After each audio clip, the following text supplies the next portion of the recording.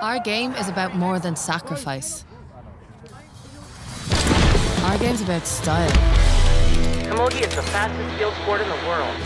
In our game, we play and create with flair. Push, all the way through, really good. We break records, smash ceilings and shatter expectations. We live with our own expression. I am the best. We turn our style into art.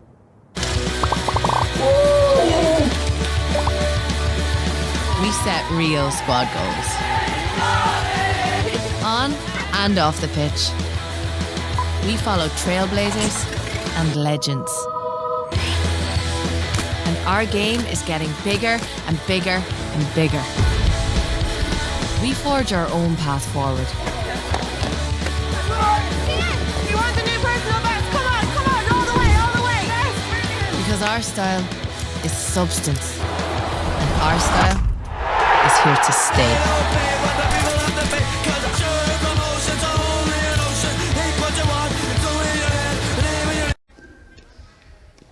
And a very good evening to you and welcome to UPMC Nolan Park here in Kilkenny City for the second of the Littlewoods Ireland National Camogie League Division 1 semi-finals. We already have Kilkenny in the final. Well, who will be joining them?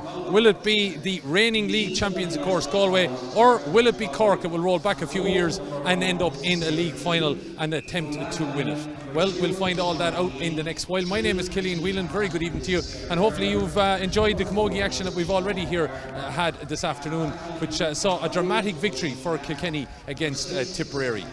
So, as we said, for the next 2 hours we're bringing you Galway and Cork, and joining me on commentary, as she has done already this afternoon and throughout this league campaign, is Kilkenny great Elaine Aylward. Elaine, sun is back out here. We've had a little bit of time to recuperate after what was a cracking first game. Yeah, we've had a real championship feel to the whole day. I suppose it started with a championship draw earlier, and then Tip and Kilkenny served up a real humdinger in the first round, and look, by the signs of the warm-up and the sounds of things around here, we're in for another humdinger the second game between Cork and Galway. Looking at it, both sides probably don't know where they're at. Would that be fair enough to say? And it's no disrespect to the opposition that they've met already in the league. Yeah, look, I think both teams would agree they've probably had facile enough victories in their first 2 round games, not really that well tested, I suppose, and now they're here today in a league semi-final against, Cork will say Galway are the best team and Galway will say Cork are the best team, so they're getting a chance to pit themselves against one of the top 3 teams in the country, I suppose. And the beauty of it is it's in league semi-final, and the prize is a space in the league final next weekend. And I suppose what's really interesting is that the draw earlier kept these teams apart in the championship, so there's no danger that there's going to be shadow boxing or anything like that if there ever was any thoughts of it. This is a real good chance for both teams to see where they're at in this league. Let's look at Cork firstly, and a Cork side, of course, that we saw in the very first game that was able to dispatch Tipperary, although they had to, I suppose, live under coattails a little bit towards the end of that game because Tipperary mounted a bit of a fight back. They dealt with Waterford as they had to deal with Waterford, so they've very little maybe to go on. They've had to change their back line a little bit, new partnership middle of the field, and they've pushed Chloe Sigerson probably as a foil in some ways to help out Amy O'Connor in the forwards. Where are Cork at, do you think? Yeah, I suppose it's hard to judge either of the two teams coming in today. As we said, they've both had 2 league games, have had easy enough victories, I suppose, being tested at times by Clare in Galway's case and by Tipperary in the first day out, and Cork's coming into the final straight of that game. So, they're probably still finding out things about themselves, I would imagine. Chloe Sigerson's move up to wing forward seems to have worked well for Cork to date, but I suppose you don't really get to gauge it properly until you come up against the Kilkennys and the Galways and maybe the Tips of this world. So, look, that's where they're at today, and it's at times like this, I suppose, you get to find out things, and that's what the league really is for, is to find out these things and try and either correct them or build on them before championship. From Colin Murray's point of view, again, it's the same kind of idea with Galway. He's only used 9 players on all previous 2 occasions, so he's had to, maybe injury has played a little bit of a part, but he's chopped and changed obviously to try and maybe pick his best 15. We know there's a few injury worries in the camp as well today. So again, he's probably trying to get a marker of where his side are at with 5 weeks to championship. Yeah, similar enough to Cork, I suppose. You know, Cahill will know maybe 10, 12 of his starting 15, and it's just to find the three remaining pieces of the jigsaw, I suppose, to pin that 15 together and then find out who is going to be top 2 or 3 subs that he's going to want to bring in. It's something I thought maybe went against Galway a little bit in last year's championship, in that they had so many options off the bench. I felt at times that some of their forwards maybe were overworking things, overthinking things, trying to make the extraordinary happen when ordinary things might have done, but they're aware, conscious I suppose, of the quality that was on the bench behind them and anxious to make their name on it. So maybe something that's Cahill has bear in mind this year, and he wants to get maybe a more established and more settled team coming into championship. And look, you need to test yourself against the best, and they're here today against Cork, and I think it'll be a great challenge for both of them. Well, you do have a situation now where they've had to fill the gap that's now been left by Heather Cooney. You see Niamh Kilkenny probably back to some of the form that she's shown in 2019. You've Eilish O'Reilly, who seems to be now thriving again, that she's back in closer to goals. And you've the three McGraths who seem to be bouncing off each other. Yeah, there's a huge amount of talent there in Galway, and we've always known that. Heather Cooney is obviously a huge loss in the half back line or in the full back line, but you have Tara Kenny coming back who will fill a spot there, and they probably still need to find their best combination in the half back line. They have a couple of players in and out, from Siobhan Gardner and Emma Helbert in and out. They're probably trying to nail down their 6 maybe, but as you said, in the middle of the field, and I think that's going to be a huge battle today. You've Niamh Kilkenny and Aoife Dunhu, formidable midfielder, probably the best midfielders in the country, coming up to last year's All-Ireland final until Grace Walsh from Kilkenny went out around there and upset the whole thing. But on the other side then today you have Aisling Thompson and Mackie in the middle of the field, and they've been going really, really well for Cork, so I think we're in for a huge battle there in the middle of the field, whatever 4 players line up against one another. Well, it's all to come over the next while. The game throws in here at 5 o'clock. Liz Dempsey is the match official, and we'll have all the action here on the Littlewoods GA Twitter account and also on the Camogie Association YouTube channel. If you're watching anywhere, do let us know, and we hope to be able to give you a shout out during the evening. So Elaine will be with me on commentary duty. We will be back up in the press country in the next couple of minutes. We're going to take a quick break, but after that we'll hear from both camps. Do stay with us.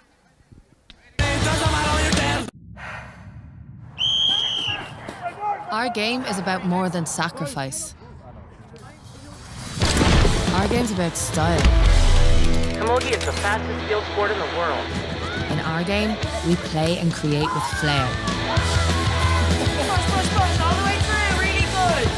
We break records, smash ceilings, and shatter expectations. We live with our own expression. We turn our style into art.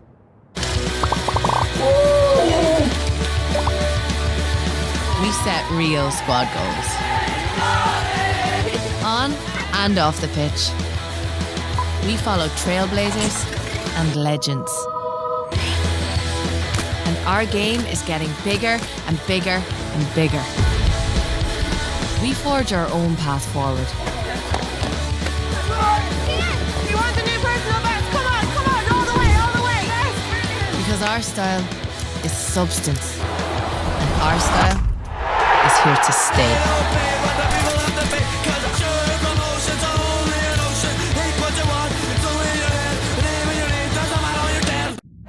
League semi-final call, I suppose, is where you want to be, testing yourself before championship. Yeah, I suppose. Look at it. It's today is a test, and today we'll know how good where we are for the year so far, and how good we are, to be honest with you. So Cork have been flying in the league, and they're probably the form team. So we're up against it, but look, it's a big challenge, and we're looking forward to it. Yeah, no disrespect maybe to who you've met so far, but this is probably your biggest test. Cork are always, look at Cork and Kilkenny and Tipperary at the moment are the big teams in the moment, so that's where you test yourself, and that's where you want to see where you are. So it'll be, as I said, a big challenge, but we're looking forward to it. Looking at your setup, how you find as a full fettle of health and fitness, how are you fixed? Look, we have a few injuries today, with 2 or 3 injuries that we'd like to see playing, but unfortunately they're out. But look, we've been going well, and there's plenty of players getting a chance, and it's the same thing today. We have a good team. There'll be no excuse if we lose it. We haven't got to see you this year, but looking at things, let's say and I don't want to signal out one player, but you've obviously now had to think on your feet, jiggle your defensive system around with the loss of Heather, of course. Yeah, Heather's a huge loss, massive loss. She's been a big player for Galway for the last 10 years, so look at again someone's misfortune like that is say someone else's opportunity. So look, there's plenty of girls that are getting a chance today, as I said, and I'm sure they're looking forward to it. And look, hopefully it goes well for them. Final question to you: what do you expect? What do you want out of this game? Ultimately, we're 5 weeks out from the first round of the championship. It's not about championship. Look, it's in a league semi-final, and you want to win that. The big prize is in Croke Park next week in the league final. And that's where we want to be. So, we're not looking at the championship now. We're looking at today's game, and look, Cork are going the same way. They're going to want to win it as well, and it's very important that we try and get a result today. That's good. Thank you. Thanks, Kenny. Cheers. Cork manager Paddy Murray. Paddy, league semi-final is probably where you want to be to test yourselves. Yeah, absolutely, and particularly against Galway, because look, to me they're probably the best team there at the moment, with Kilkenny probably missing a few, so you want to try particularly this team against the best, so it'll be a good test for us. Yeah, just feeling of that, as you try to maybe blend this team together, that this is probably your first real test in some ways. Absolutely, and look, I suppose it'll be interesting to see what way the girls react to it today, and look, I suppose the main thing is we're going back to Cork having learned something about ourselves this evening. That's going to be the key. You have a settled enough crew though, Paddy, that'd be fair to say? Yeah, I suppose, look, we particularly kept our panel small this year, just to try to keep everyone ticking over nicely and everyone getting games and things like that. So, yeah, look, we'll wait and see. With championship 5 weeks away, would it be nice to get to a league final and keep you peppering along with a few games?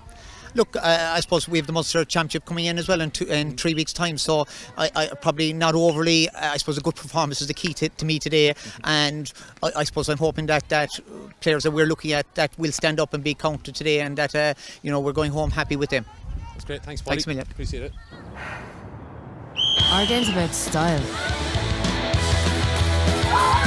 We forge our own path forward. Because our style is substance.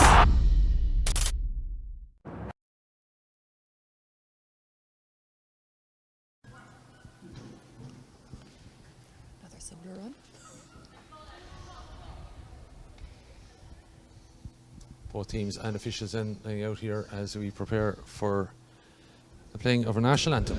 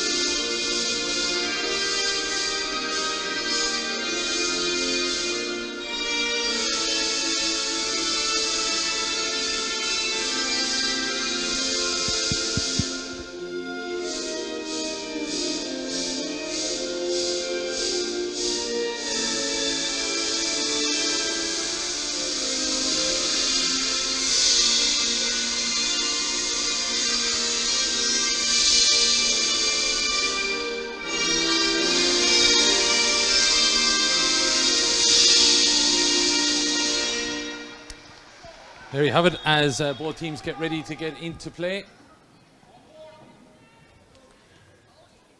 Live, as we said, for the Littlewoods Ireland Camogie League Division 1 semi-final. We're live on the Littlewoods GA Twitter account and the Camogie Association YouTube page. And let us know where you're watching.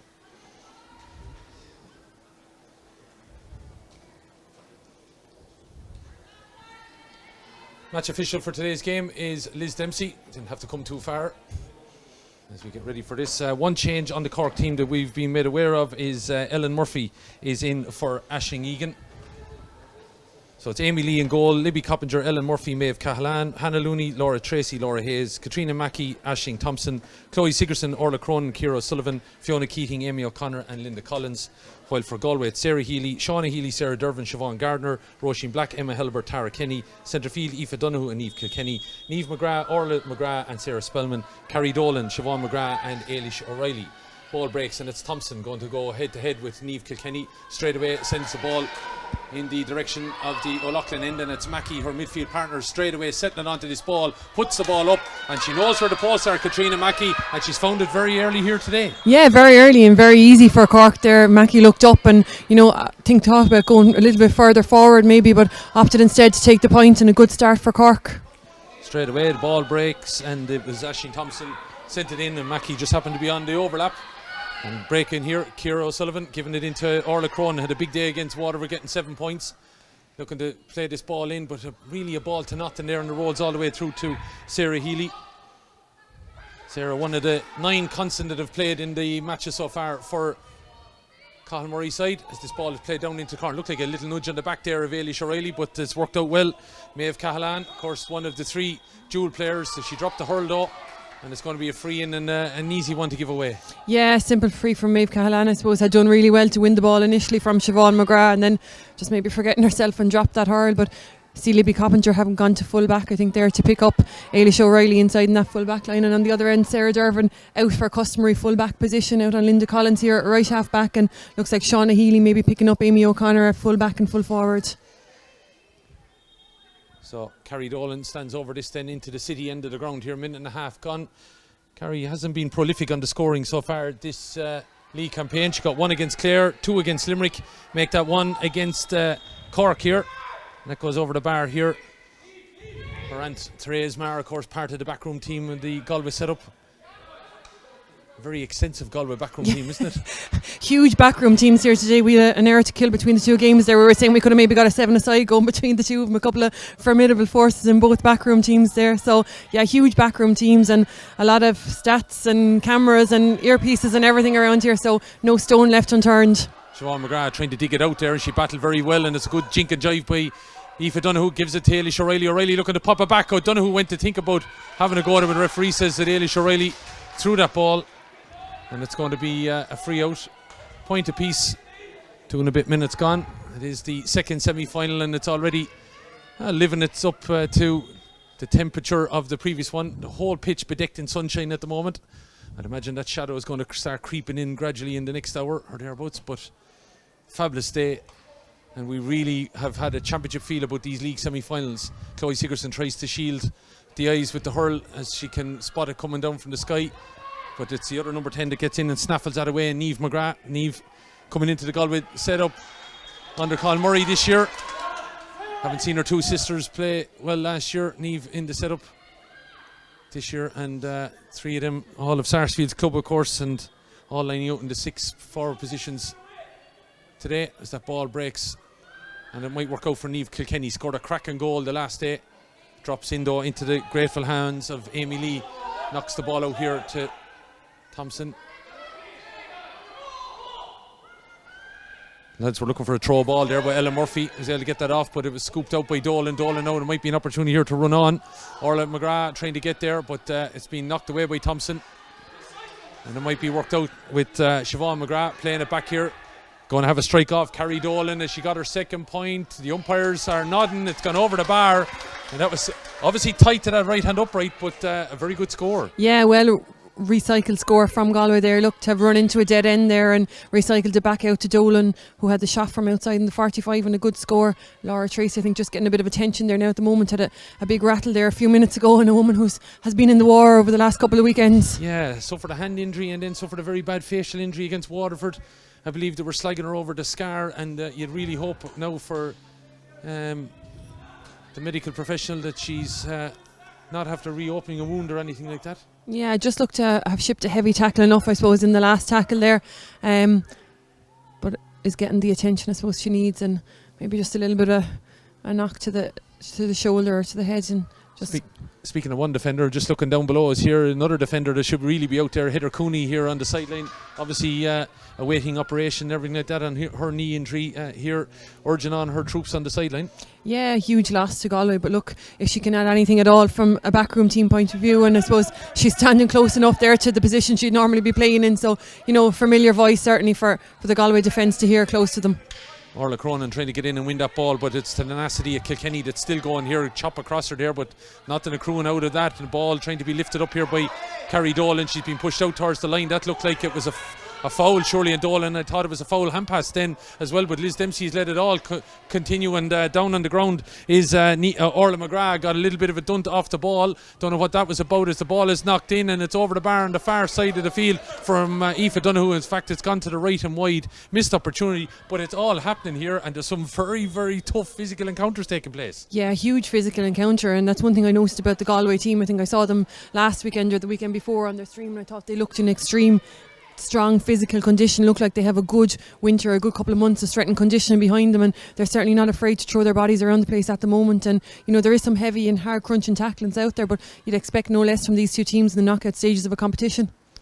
But you just wonder, down here, Carrie Dolan looked like a push in the back firstly, surely would have been a free, then she looked like she fouled the ball and laying off a pass. Yeah, there was a couple of rapid frees, I think they're in quick succession. Carrie maybe with a little swing back initially when she won the ball, and then looked to have had the push in the back that pushed her close to the sideline, and then to me looked like she threw the ball to get it out of trouble. So a couple of quick frees there, but I suppose to credit to Liz and the officials, they're getting up to match pace as well at the league, and I think we've noticed a huge step up today in the speed of the games and in the transitions between the games compared to even the league games so far. So a huge step up, and I suppose it takes the officials a bit of time maybe to get to that pace as well. Well, when you have a battle of two of the top three, you'd imagine there is going to be physical encounter. They're laying down markers for probably later in the year. Yeah, and as I said, I think it's it's great that the two teams avoided one another in the championship draw earlier in the day for fear that there would be any bit of a little bit of shadow boxing or preempting what might come down the line. But as it is, the two of them now in knockout action here, and winner takes all. So we expect to see some more huge battles develop over the next hour. Katrina Mackey, you got the opening score again for Cork, and the only score so far, but they've all played that a bit too tight. Carrie Dolan coming forward again. Laura Hayes tried to put a hurl on her. This ball is laid off to Spellman. Spellman going to have a shot, but unfortunately it's gone out to the left and wide. Two bad wides now for Galway. Yeah, and what's the real killer about that one, I suppose, is that Siobhan McGrath was inside one-on-one with Maeve Cahalane, and there was a lot of movement going on there, and Siobhan McGrath probably had made a little bit of space, or enough space for herself to create something a little bit bigger if need be. Yeah, looking at it from a Cork point of view, they have three dual stars in their defence, and that's going to be maybe asking an awful lot. Not sure Maeve got to play too much of Cork's game yesterday, but Libby and Hannah did. Hannah started middle of the field, Libby was starting corner forward. But here today, they're on the same side of the defence at corner and wing back, and then Maeve is in the other corner. But Carrie Dolan, as we said, hadn't shot the lights out in the champion or the league so far. Got one against Clare, two against Limerick. She's two against Cork here in the opening 8 minutes. Is she going to get a third? Yes, she is. And Carrie Dolan has the radar dialed in. Yeah, certainly. And look, if it's going to be a tough physical game, and if there's going to be a lot of frees in it, who better than Carrie Dolan to step up to take them? And now that she has the radar in, she'll be anxious to get on the scoreboard as much as she can. Galway, as you mentioned, Elaine, at the start, probably their half back line is the one that's a little bit unsettled at the moment, that they're probably going to have to rectify a little bit. They've moved Siobhan Gardner out of that position to head into the corner at the moment to cover Heather Cooney's injury. Roisin Black has come in there as well. Tara Kenny back in the scene today, and she didn't play against Limerick either, did Aoife Donoghue or Niamh McGrath, but they're back in today. And Cork, a fairly settled unit, I would think, until today, where Ella Murphy has come in for Aisling Egan. So this free to come from Sigerson. We know she has a long range, and she has the wind behind her here into the O'Loughlin. Dangerous ball. That could have went anywhere. The ball is still in there, flicking around the house now. Could fall out, but it's thrown straight to the Galway defensive unit there, and it was Niamh Kilkenny back out to Carrie Dolan. Dolan could have given that ball back. She got a shout from McGrath. That's Niamh McGrath. McGrath was looking for it up along the wing. She's looking for her sister Siobhan. Siobhan out in front, loses the ball. It's on the ground. Laura Hayes is in there. Maeve Cahalane put her hand on the back of the. Liz Dempsey said she picked it off the ground. That was one that could have went either way, but that was a dangerous ball. Turned out to be here. Yeah, Chloe Sigerson's free really hung in the air there, and I don't know, did Sarah Healy maybe think it was going to drip off wide? It didn't. Came back in, and Linda Collins will be a bit upset that she didn't do a little bit better with it. As the ball falls for Linda Collins, the captain from Kersey Rovers, puts the ball over the bar. Linda Collins getting her first score of this year's league. Yeah, and a good score too. She's playing at left corner forward today, and has Sarah Dervin, I suppose, for company out there. Sarah will be more accustomed to seeing her at full back, but obviously Shauna Healy maybe gone in on Amy O'Connor to do a man marking job on her there. So Sarah out on the wing on Linda Collins, and that's huge to be a huge battle. Ball breaks off Hayes, getting it away from Dolan, and is picked up and charging forward with the number 12 Ciara O'Sullivan. O'Sullivan looking to play it long, but kind of bats it forward, but it's railway right. Shauna Healy going to pot it out here to Niamh McGrath. Shauna, of course, all-star cornerback last year. Niamh McGrath knocking it down the wing here to Carrie Dolan. Dolan looking to step left and right, and comes back on the right and sends it down towards the city end of the ground here, looking for Ailish O'Reilly. O'Reilly, who's been involved in the goals against Clare and Limerick, got a 1-1 in both games. Looking to shepherd one here today, but Cork have turned it over. Hayes out to Thompson to Mackey down along now, looking for a little bit of movement there out of Amy O'Connor. Amy really hasn't got the grips so far anyway, and she hit the deck there, and that bought a little bit of time Shauna Healy to get it back to Amy Lee, or to Sarah Healy, but credit to Amy O'Connor. She pushed up there on that puck out, and it's fallen around the middle where Thompson is looking to get it in and ahead of the number 6 for Galway, Emma Hellebert, but it's batted on here now by Niamh McGrath, been on an awful lot of ball in the early stages, moving it on. Donoghue's looking to step away from the attentions of Hannah Looney. Back it goes now to the possession there of Tara Kenny down into the corner, but it's asking an awful lot there. In fact, of Siobhan Gardner, asking an awful lot maybe of Ailish O'Reilly to get to that ball, and it's out over the line on the far side. Don't think we've in the 2 matches so far, that's the first time we've seen a sideline down that far on that side of the pitch. Great to see a crowd in as well for this encounter, and we're seeing a change already, and Orla McGrath's day is done and dusted. That bang that she got is looking like it just down here below us. She's getting a little bit of attention to her left shoulder. Yeah, she looks to be in a little bit of pain with it there, and I suppose the physio has taken no chances on it in a league game, given that the championship is still to come.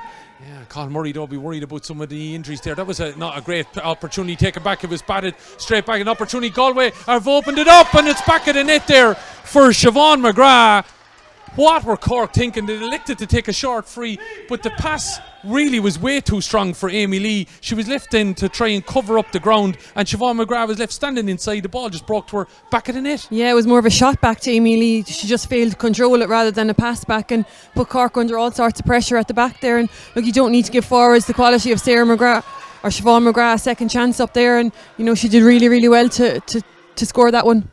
Just going back to the injury though, so Orla McGrath is off, and number 21, Catherine Finnerty, is on. The Montbellion Mylaw girl is in for the action. She got a point against Clare in Limerick, so looking to maybe be on the scoreboard here today as we wait for this free from Orla Cronin. Was talking to the Galway management before it. He was reckoning to us that we wouldn't see the likes of Noreen Cohen, Katrina Cormacan, and possibly Niamh Hannafy today due to injury, and now he's picked up another one.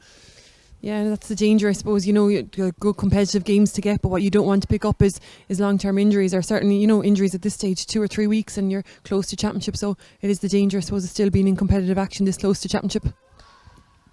Just might get a shot if we can at the tricolour, just to show you the breeze. If we can hear one of our cameras here, just to give you an idea then of what is behind Cork at the moment. There you go, that breeze that we had for the first game still blowing down along the line as Orla Cronin put that ball over the bar. Orla with 3 points against Tip, 7 against Waterford. This ball is sent back outside, but it's gone to the left and wide there. Missed opportunity for Linda Collins. It remains on the scoreboard 1-3-3. That goal there just coming from Siobhan McGrath. That delivered long, but it's well read there by Laura Tracy. Coming across, Laura, as we said, picked up that facial injury against Waterford.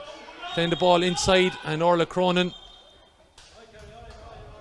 is going down, but the referee is going to talk, I think, is it to Carrie Dolan, because poor old Eve, or I should say Laura Tracy, she had a bang to the face where she's had a facial injury. Now she's had a bang to the hand, which I believe is the hand that was injured a few weeks ago. Yeah, and it was, a late tackle from Carrie Dolan there, lazy hurl left in, and there was a pull across on it. Unfortunately for her, it was right in front of the Cork sideline, so there was no danger she was going to get away with it. But as I said, Laura Tracy really in the wars out in the half back line this year, and I suppose again more accustomed to the full back line, but has moved out to fill that number 6 jersey left by Gemma O'Connor, I suppose, in Cork this year. So she's had a really, really huge impact for Cork so far in the league, despite picking up a couple of knocks along the way. Great article with her if you get a chance to read it. It's been covered in some of the national media, and also I think it's on the Camogie website. Dara Crahur, who's here today reporting on the action over on the far side, interviewed Laura during the week, and I'll talk about her profession as a nurse and HPV and all that comes with her career, and then obviously dealing with the facial injury that she picked up a few weeks ago. But she's here anyway and back up and healthy and going. But as that Cork ball was played forward, it was coming to the end line, but Dervin has dealt with it here. Amy O'Connor for duty, and Dervin's coming out on top of that duel so far. Ball is coming forward now with Emma Hellebert. As Carrie Dolan, being a busy bee, has a yellow card and 3 points for her name, knocks the ball forward. Ball breaks, and there's plenty of hands up and pushing around, and then it looks like Aisling Thompson with a little bit high there on the sub that's come in for Galway, Catherine Finnerty. But ball has continued to play, and Liz Dempsey's quite happy. Ball is dragged out over the line at the far end, and you'd have to credit Siobhan McGrath is wondering what are we stopping for, but she had done her job, in fairness, has battled with Maeve Cahalan there to force her over the line. It's going to be a 45 that Carrie Dolan is going to take. Yeah, and you'd have to credit both sets of full forward line, I suppose, for the work rate that's going in. Siobhan McGrath, they're doing their utmost to keep the Maeve Cahalane looked to have been beaten to that ball, and Siobhan McGrath just pinning her in and forcing her over the line, and similar. And the puck out before that, Linda Collins up quick on Sarah Dervin and got a huge block on their sharp puck out. So huge work rate from both full forward lines. 1-3 to 3 then, 16 minutes gone. Carrie Dolan coming up to this. Sends it on its way into the city end, into that breeze. Umpires are happy enough with it, and it's over the bar. Carrie Dolan with 4 points to her name so far here. 2 frees, 1 from play and a 45. And all that in the opening 16 minutes. Heading for a water break, I'd imagine, shortly. And we're going to need it. It was 23 degrees here at around 1 o'clock today. Imagine it's a little bit cooler, but still predicting sunshine. We are here in UPMC Nolan Park in Kilkenny City. Kilkenny already in the league final after their victory against Tipperary. Quite dramatic, where they scored 1-6 in the closing stages to win by 3-12 to 19 points. Leading the chase there, Denise Gall, who was our player of the match, and you can catch those interviews if you want to watch the whole stream. It's available on YouTube, and you can also catch up with those interviews, I'd imagine, on social media over the next 24 hours or so as Liz Dempsey decides to call a break. So what we'll do is we'll take a little bit of a break as well to let the vocal cords recuperate. It's Galway that lead 1-4 to 3. Don't go away. Our game's about style. We forge our own path forward. Because our style is substance.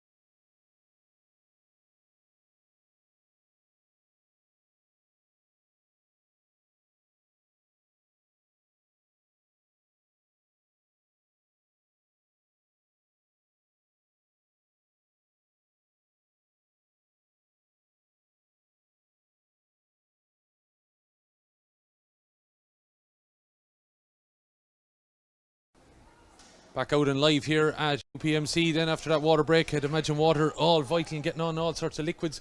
And we just saw a little bit of a Barney going on in the Cork camp.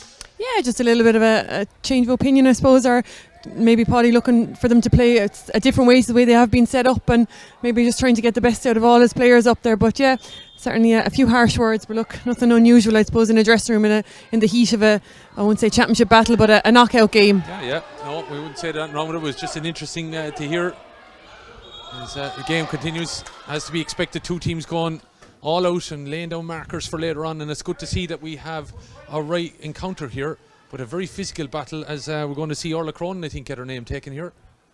Yeah, high enough challenge from Orla there into the advancing Cork or Galway player, I suppose, and there's been battles all over the field, and as we said, it's a huge physical encounter, and you know, if this is going to continue for 60 minutes, it's certainly going to be tiring on the bodies. Just going to see it late there. It was coming in on Roisin Black, so yellow card for Orla Cronin. A couple of yellow cards now after being picked up here as play continues to the far end. Paddy Murray not overly happy as Carrie Dolan.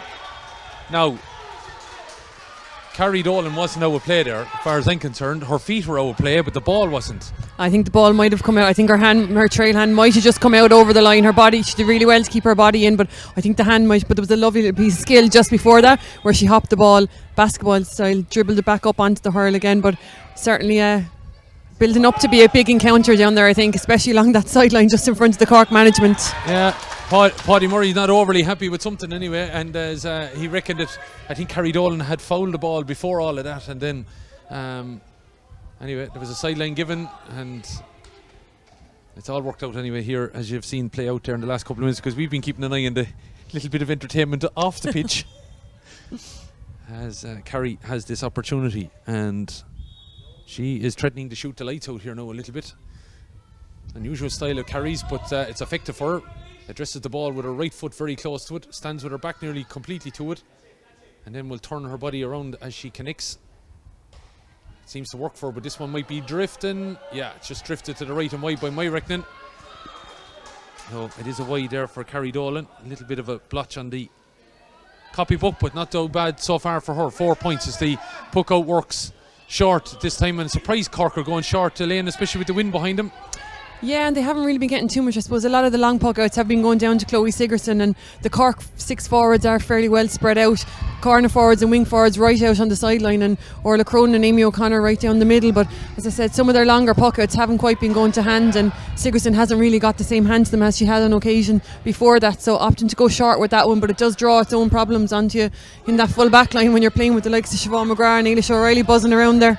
The two Neves link up, Kilkenny and McGrath getting it forward, but it's Tracy at the other end. That's Laura Tracy that wins it and flicks the ball over to Hannah Looney. Looney taking her time, having the attentions of Aoife Murray on her shoulder, and also Sarah Spellman, but Looney gets it across, but it's cut out there well by Siobhan Gardner. Looks like she was fouled, but she's able to maintain possession and deliver a diagonal ball into the direction of Siobhan McGrath, the goal scorer. That's really the difference between the two sides. A little bit of a bad free taken from a Cork point of view, asking an awful lot of Amy Lee. When the ball broke, then it just fell into grateful hands and of the Galway attack, and they placed Siobhan McGrath inside to knock the ball to the back of the net. Laura Hayes reaching up there at all sinew of every fingertip to be able to claim that ball and take it inside and knock it down the line here towards Ciara O'Sullivan. O'Sullivan seen an awful lot of ball in the early stages. The number 21 there is Catherine Finnerty. She came in for Orla McGrath there about 7-8 minutes ago now at this stage, after Orla picked up a heavy knock in the opening stages. Ball breaks out here, comes away from Niamh McGrath out off a Cork foot, and it's going to be a sideline cut for Galway that Carrie Dolan is going to line up for. 20 minutes gone, 1-4-3. It's all the championship fair here, very close and tight marking, all getting to know each other quite well, as if they didn't know each other well enough at this moment before today.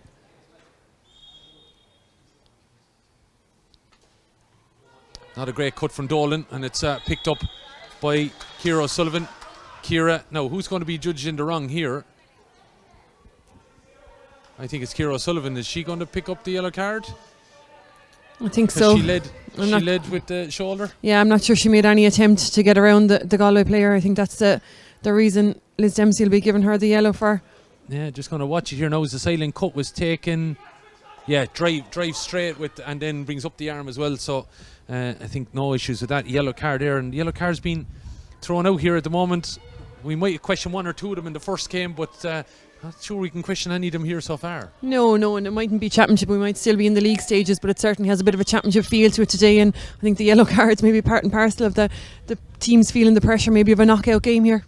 Similar position, but a little bit further out for Carrie Dolan, that she missed one just moments ago. Opportunity comes again now. Would she send it tight again? It's coming around. It might be enough. No, breeze is just not. I think she's trying to play the breeze to bring it in, but it's just a little bit too tight, and that's 2 wides in a row for Carrie.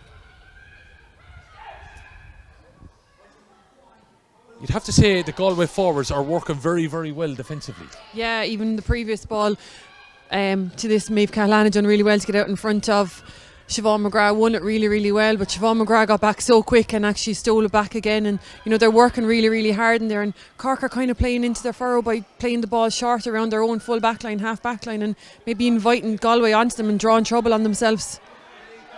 The ball is out here towards Dolan. She hits the deck, and Laura Hayes looking to come in, but it's taken on here by Siobhan Gardner, who seems to be everywhere at the moment. Yeah, looks to have followed Chloe Sigerson across the field, and Chloe has drifted over here to left half forward, and that's where I think Tara may have followed her over here. Yeah, and Chloe Sigerson is on the far side of the field here, right below us, with no one marking underneath. Kilkenny now going to cut off the gap, and that's what the Cork management were roaring at the ball to get across, during the Galway were roaring at the Galway players to get back and cover Chloe Sigerson, who had acres of space in front of her. Aisling Thompson about to take the free over on the far side. She's not overly happy with where I think she's been told to place it, but there's a little bit of tetchiness, I think, on. Now Aisling wants to take it where she is. The linesman is on the far side going, it has to be here. She'll probably have to do what he says, I would Absolutely. imagine. And eventually knocks it into the middle towards Laura Tracy. Laura loses it though, and now here's a chance. Bit of an overlap here. Aoife Donoghue looking to play it inside. Ailish O'Reilly looking to spin off. O'Reilly's still going. She got a goal in all her games so far. Ailish O'Reilly overplays the ball, says the referee. And the Cork number 2, Libby Coppinger, quite happy with that. But again, Cork lucky to get away with the free from Aisling Thompson to Laura Tracy. You know, Laura Tracy was under pressure straight away from the Galway forwards and was turned over, and that turned into a 2-on-1 for Galway. Look, Cork were lucky to get away with it, but as I said, drawing a lot of that trouble on themselves. Crowds admitted back to matches here in a fine championship fair, but it is the league semi-final and it is Cork and Galway. Cork back looking to search for a score here. They are down 1-4-3. The goal that came from Siobhan McGrath after 12 minutes. A bit of a Cork error in the defensive line. Back to Linda Collins. Good to have a strike, but there covering her is Sarah Dervin. Dervin looking to play the ball. Overplayed it to Liz Dempsey. I don't think she could have any doubt there. Dervin was trying to go left, go right, and eventually went back right and was just too long on that ball. Easy chance here that I would imagine Linda Collins will gratefully take. Yeah, I think Sarah Dervin is probably one of the new rules that caught her out there. She probably would in past years have dropped the hurl there and hand passed the ball out over the head of the Cork player, but just when that option wasn't available to her, as you said, caught left, caught right, and eventually blown for over carrying. So, you know, a relief, a let off I think for Cork, that they'll get a chance maybe for an easy enough free for Orla Cronin. Sean Healy asking something to Liz Dempsey there. Was she questioning maybe the free, but I don't think there was any doubt about it. So here goes Orla Cronin in. Then a Skeen woman. 1 point to her name already after 25 minutes gone now exactly on the clock. And a chance to narrow the gap to just the goal. And Orla Cronin puts that ball over the bar. Some of the Cork crew that have travelled up are happy over on the far side. 1-4-4, then 25 gone. It's the Littlewoods Ireland Camogie League Division 1 semi-final on the Littlewoods Ireland GA Twitter account and the Camogie Association YouTube channel for the right to play Kilkenny in the Division 1 final next Sunday evening, 7:30, Crow Park, the venue. Test event for, of course, all the crowd and COVID regulations and all that kind of thing. 3,000 tickets available and currently on sale on the camogie.ie. As this ball breaks, Shauna Healy looking to clear house there, with the ball breaks for Thompson. Thompson could give it off. Here's a chance out for Amy O'Connor, putting the head down and charging forward. O'Connor 1-on-1, gonna have a shot. Ball is in the back of the net. One result: when that woman gets the ball, she always thinks of the back of the onion sack. And once she got a head up inside, got a head of steam, left the Galway defence in her wake and just tore straight down in goal. They looked to have got back to her, maybe close enough for a half a hook maybe there from Emma Helbert, but what a finish, you know, real powerful finish and huge. You know, we haven't seen a whole lot of her, I suppose, to date in this game, but that's what a really good corner forward does. You know, maybe out the game for maybe 20 minutes, mightn't see her, but when she gets that one chance, and what a score. Two 14s have got the goals. One from Siobhan McGrath that kicked Galway on here and looked like they were going to open a bit of a sizable gap after 12 minutes. But now that goal from Amy O'Connor has levelled things up here. A fine goal, and I'm just wondering, Sarah Dervin, in her anxiety to get back, did she cut off the view of Sarah Healy? Just watching this here, Amy O'Connor's gone away from Emma Helbert. She's thinking of the shot. Here comes Dervin. Just wonder, did it... But I would still think the pace on the ball from O'Connor is just going to be too much anyway. Yeah, I think the finish was superb because, you know, Emma Helbert was close enough there to maybe get a half a hook, and that has to be in Amy O'Connor's mind as she goes for the shot, but did really, really well to avoid the hook. And, you know, for all the hurling that Galway seem to have done now, Cork are back level on them, and I think Paddy Murray will be happy enough to be on level terms at the moment, given that, you know, much of this game has been dominated by Galway up to this point, but it doesn't show on the scoreboard. No, for all that dominance, that's what Cathal Murray will be anxious about.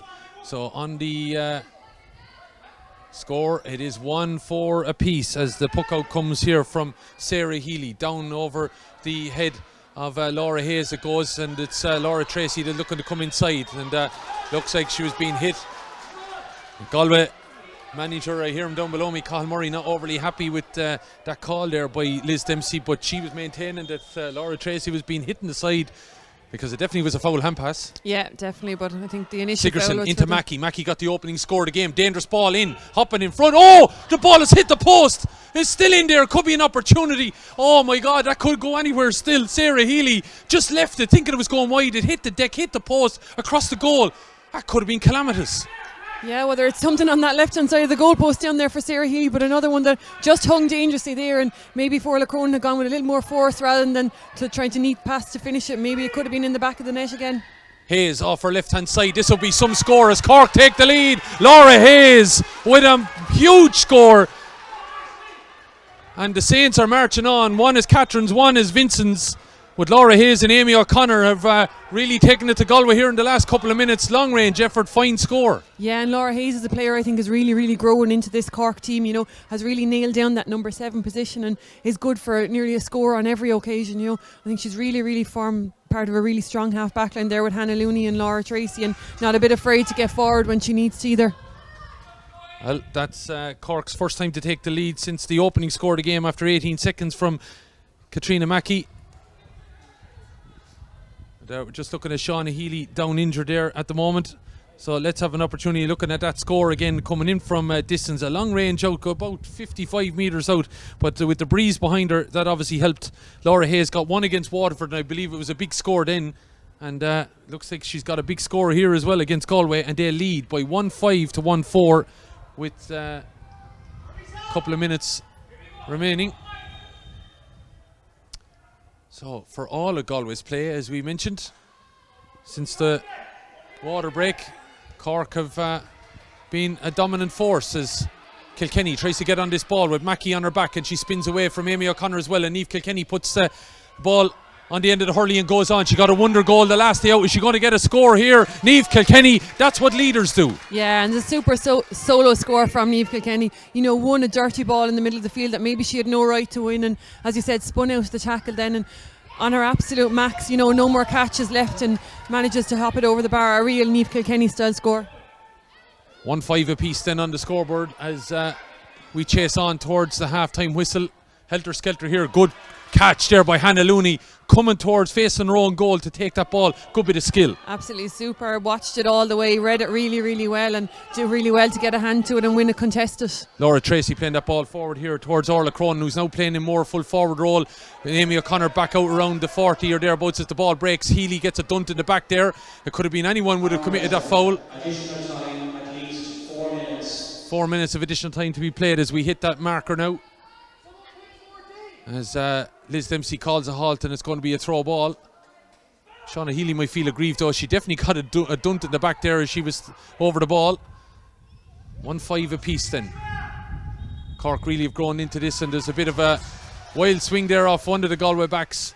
And Shauna Healy feeling awfully aggrieved out there. I'd say that's her third time to have a conversation with Liz Dempsey. Yeah, and I don't think she's winning any of the conversations, to be fair. I think Liz is coming out on top of all of them there, but Shauna Healy and Tara Kenny looking at one another, I think, to say, was it you or was it me? But neither of them taking responsibility for it anyway. But the end result is a free for Cork and free for Orla Cronin. Free for Orla Cronin then, as Cork really have turned it around since the water break. Whatever Paddy said down there, he was stripping paint. It seems to have had an effect. Bit of a switch taking place now. It looks like Emma Helbert going to the far side. As this ball by Orla Cronin goes over the bar. Roisin Black is over here marking now Linda Collins. Orla Cronin with her third point. Sharp ball out to Sarah Dervin to play it up along the wing. 1-6 to 1-5. You'd feel with that breeze Cork maybe need a little bit more of a lead. There's still 2.5 minutes of this half remaining. And we know that in the first game Tipperary were cruising to half time, and Kilkenny got a penalty, and it probably kept them in touch at half time. Ultimately was to lay a little bit of a foundation block, even though we didn't know it at the time, for them to go on and win. Coming late with goals from Denise Gall and Katie Nolan to claim a place next Sunday evening in the Littlewoods Ireland Camogie League Division 1 semi-final. Ball breaks on the ground and there's players on their hunkers and on their knees and everything, and Liz Dempsey eventually calls a halt. 1-6 for Cork, 1-5 for Galway. Last league title came for Cork in 2013. We heard from Paddy Murray at the start of the game. Sure, look, a good performance is all we want. Yeah, no one wants to be in a national final or to win a national final, but I think from a Cork point of view, you know, a lot of this team maybe won't have been in Croke Park before, or certainly won't have played a national final there before, so I think it's a huge occasion for them. And alright, you take the performance maybe over it on any given day, but I don't think a league final would be a bad place to be in come 7 o'clock this evening.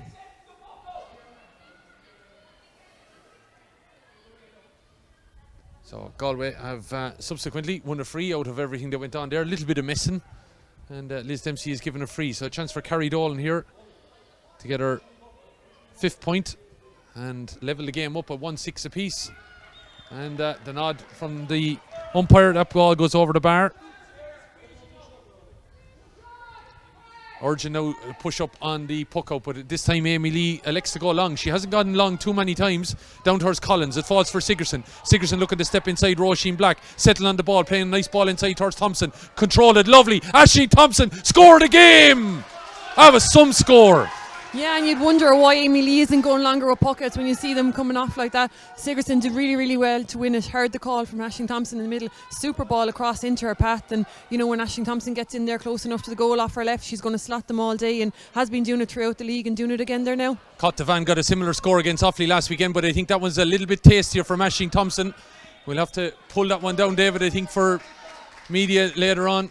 That's a fine score from Aisling Thompson. The shout inside, but a great little bit of play as well by Chloe Sigerson to be able to find it inside. But here's the one problem maybe that Paddy won't be happy with, the concession of needless enough frees, yeah? Yeah, another free and another scoreable free for Carrie Dolan. You know, she scored 4 from frees already. This is a chance for her 5th, I think, and you know also had the 2 wide. So they are conceding scoreable frees, which is a concern when you have to work so hard for them at the other end. Absolutely, she's 45 metres out. Aisling Thompson being urged to get back to the top of the D or thereabouts. And I just feel some of the Galway forwards have gone out of the game a little bit. Here's a chance for Dolan to level it up, and maybe a chance for Cathal Murray to have a chat with them, but no, she didn't really connect with that well. Chance kind of big in there to get level, and that would have been a nice little psychological boost going in here at half time, wouldn't it? Yeah, I think from a Galway point of view, having played a lot of the Camogie for the first 15 or 20 minutes of that game, they seem to be in the ascendancy, and yet they find themselves going in maybe a point down. So that would have been one that maybe if they were going in at half time level, you know, it would have seemed fair deal, I suppose, but an uncharacteristic free, I suppose, from Carrie. Didn't get the distance, and I didn't think the breeze was that strong. She maybe just didn't connect with it properly. So a chance, I suppose, for Cork to go in a point up, and probably doing well to be a point up. Doing well to be a point up, but they took the goal very well, and since the water break really have thrived out there.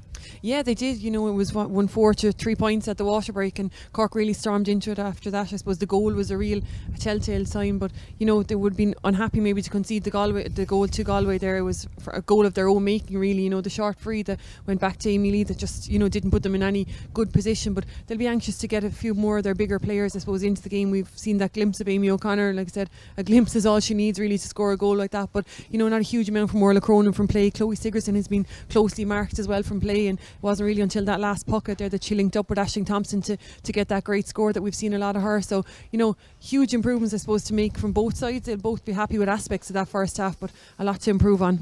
So watching Amy O'Connor as we're speaking of the goal, then getting inside, the attentions of Emma Heliburton with Dervin coming across, and maybe that was a distraction as well, and it went in behind Sarah Healy. Great goal, and then that fine point I've just talked about as well from Aisling Thompson, and Laura Hayes also got a fine one also. There have been a couple of fine scores in this game. The goal from Siobhan McGrath as well. Here's that point from Thompson, took it very well and then controlled it and spun and put it over the bar. Lovely bit of play by Aisling Thompson. Great little ball as well by Chloe Sigerson. But really, as you mentioned there, Elaine, coming back here as we see the goal that put Amy Lee, I don't know if we can, is there any way we can slow it down, Dave, just to go back? I don't know if we can, just to want to see just before that, Amy Lee gets the ball. It's absolutely fired at her.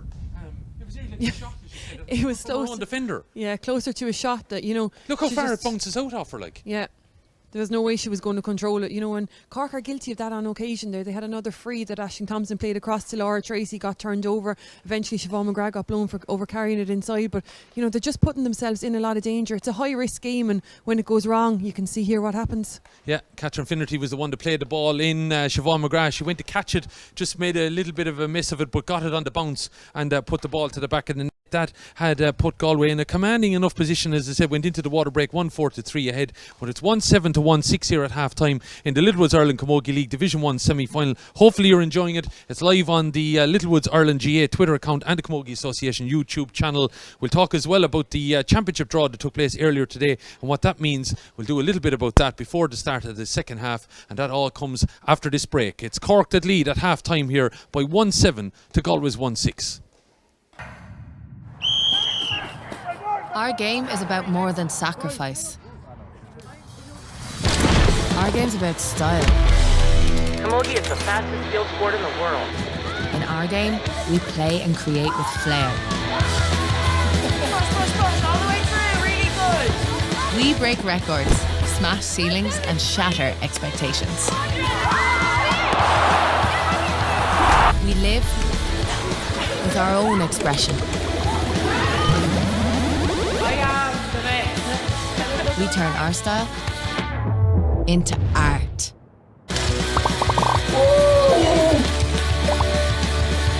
We set real squad goals. On and off the pitch.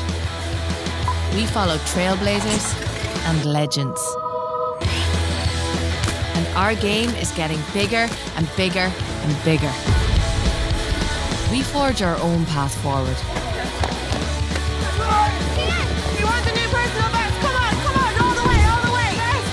Because our style is substance. And our style is here to stay.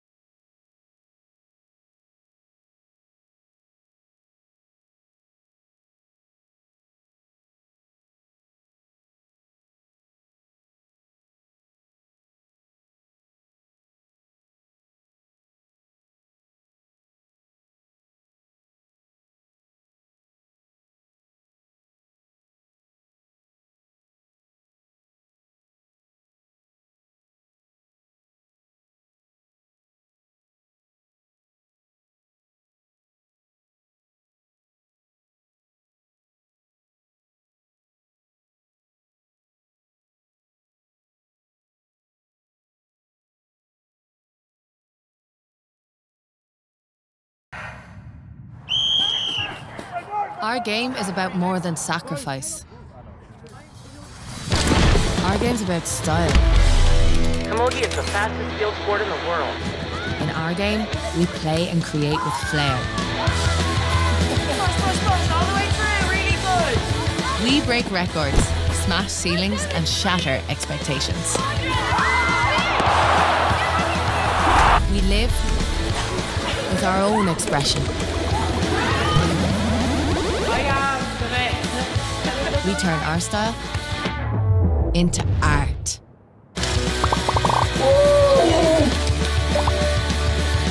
We set real squad goals. On and off the pitch. We follow trailblazers and legends. And our game is getting bigger and bigger and bigger. We forge our own path forward. You want the new personal best? Come on, all the way. Because our style is substance. And our style is here to stay.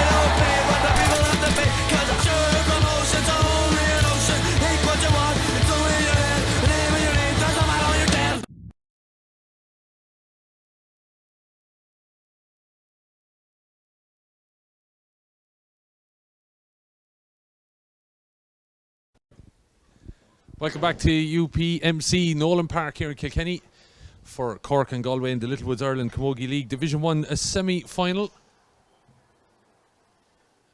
Liz Dempsey and her officials here getting ready to go again. Cork have their defensive unit down there having a little bit of a chat. I saw Paddy Murray was out a little bit earlier than the team, so he obviously said his bit and left it to the team to sort it out then. Yeah, happy enough, I suppose. There's enough leaders and enough established players in that Cork dressing room to sort out a lot of what they may need to sort out on the field themselves. And sometimes a message coming from the players themselves, I think, means a little bit more maybe than coming from a manager. Sometimes players can relate to one another a little bit better, but I'm sure Paddy had his say in whatever couple of minutes he did get in that dressing room. So waiting on Galway to come in. Here they go.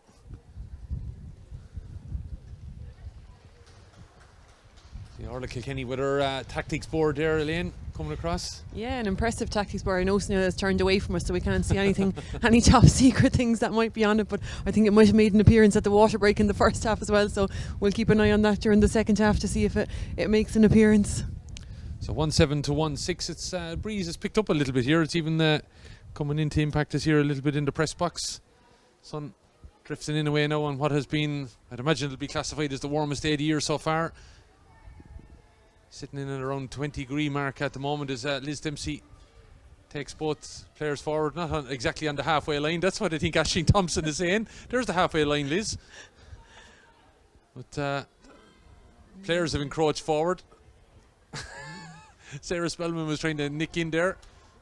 All told to be outside, of course. Vinci watches, everything have to be got in place, and we're up and going. Ball is thrown in, and Spellman was there exactly in the right place to be able to win that ball. Ball knocked forward. Here's Ailish O'Reilly, as we said, got goals in the opening two games so far.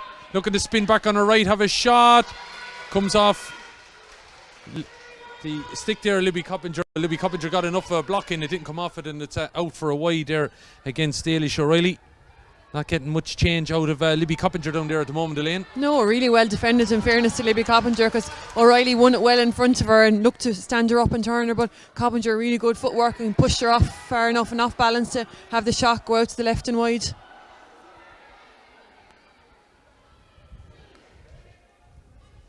Play over on the far side. Advances the ball down the field. Amy O'Connor and Shawnee Healy now are the ones coming into battle. Tara Kenny getting back, starting today, having started the first day against Clare. The young Sarsfields woman back in action here as her clubmate Niamh McGrath tries to get the ball down the field. Just to mention again, Orla McGrath went off with an injury. Seems to have had a little bit of a knock to her shoulder and was replaced by Catherine Finnerty as Niamh Kilkenny, showing some of the talent of Niamh Kilkenny that we've seen over the years. As this ball goes into another McGrath, as Siobhan got the goal, looking to wind up for a point here now, stepping in and having a shot, but it's pulled to the left and wide. Two bad wides for Galway. Yeah, and Siobhan McGrath never really looked comfortable taking that shot. Looked like she was maybe going to look for a colleague across the goal, but just didn't materialise and forced to take the shot. And look, two bad wides, as you said. Sigerson and Thompson linking up. Sigerson going for distance, but she's pulled it to the right and wide. Throws her hands up in the air and her head as well. And 3 wides from the teams at the moment, and it still remains 1-7 to 1-6. The latest coming from Chloe Sigerson. Puck out down the far end of the field. And Galway look like they're going a little bit of route 1 now at the moment, just to see how that works out, what I would say.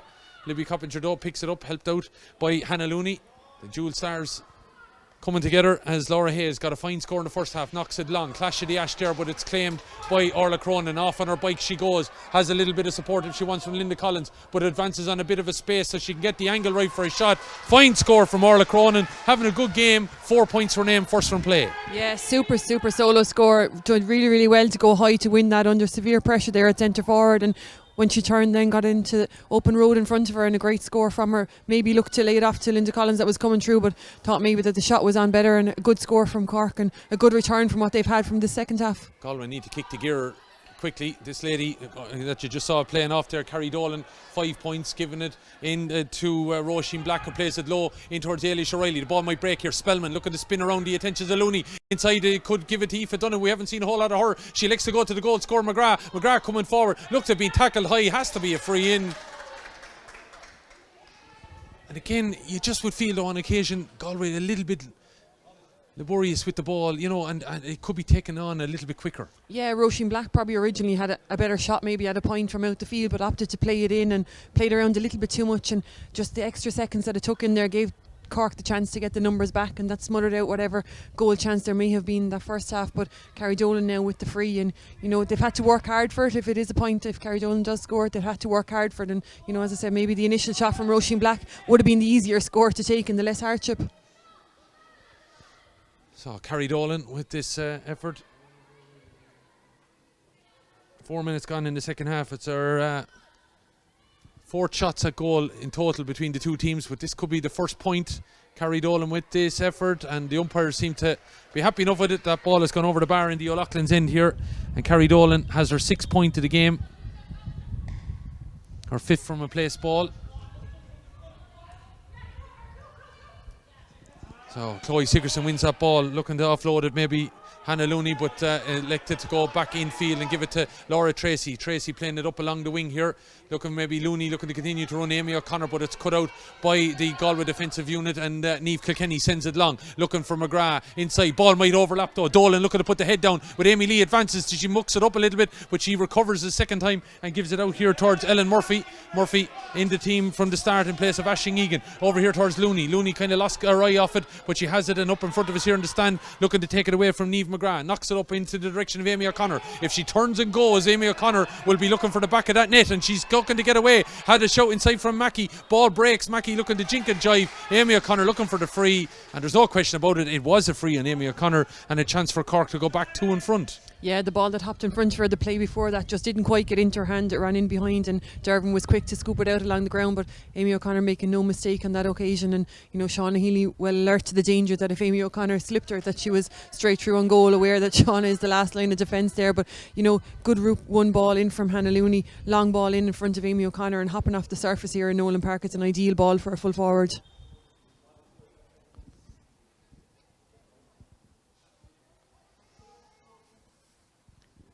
Chance coming in for Orla Cronin. 4 points so far. Is this her 5th into the city end of the ground? Umpire, no, it's gone to the right and wide. That was very tight, I thought. Yeah, and you just wonder about the breeze maybe down that end of the field. That's the side that Carrie Dolan had her 2 uncharacteristic wides from in the first half, and Orla Cronin again there with, as we would say, an uncharacteristic wide from a free there. Spellman looking to get on this ball. Looks like she got it done to the back from Laura Hayes. The play is allowed to continue. Spellman gets up and gets on with it. Plays the ball inside. Could be an opportunity for Donoghue. Donoghue looking to spin back. Referee is calling it back. She played an advantage. I would imagine it was on Spellman. Allowed the advantage to continue. Nothing came of it, and it's back here for Carrie Dolan. Yeah, Sarah Spellman probably, the initial one was probably a shove in the back, and Laura Hayes got away with it hands up, but blown on the second occasion. Galway aware that they had the advantage, and Aoife Dunno happy to just stop the play and take the free now and give Carrie Dolan a chance.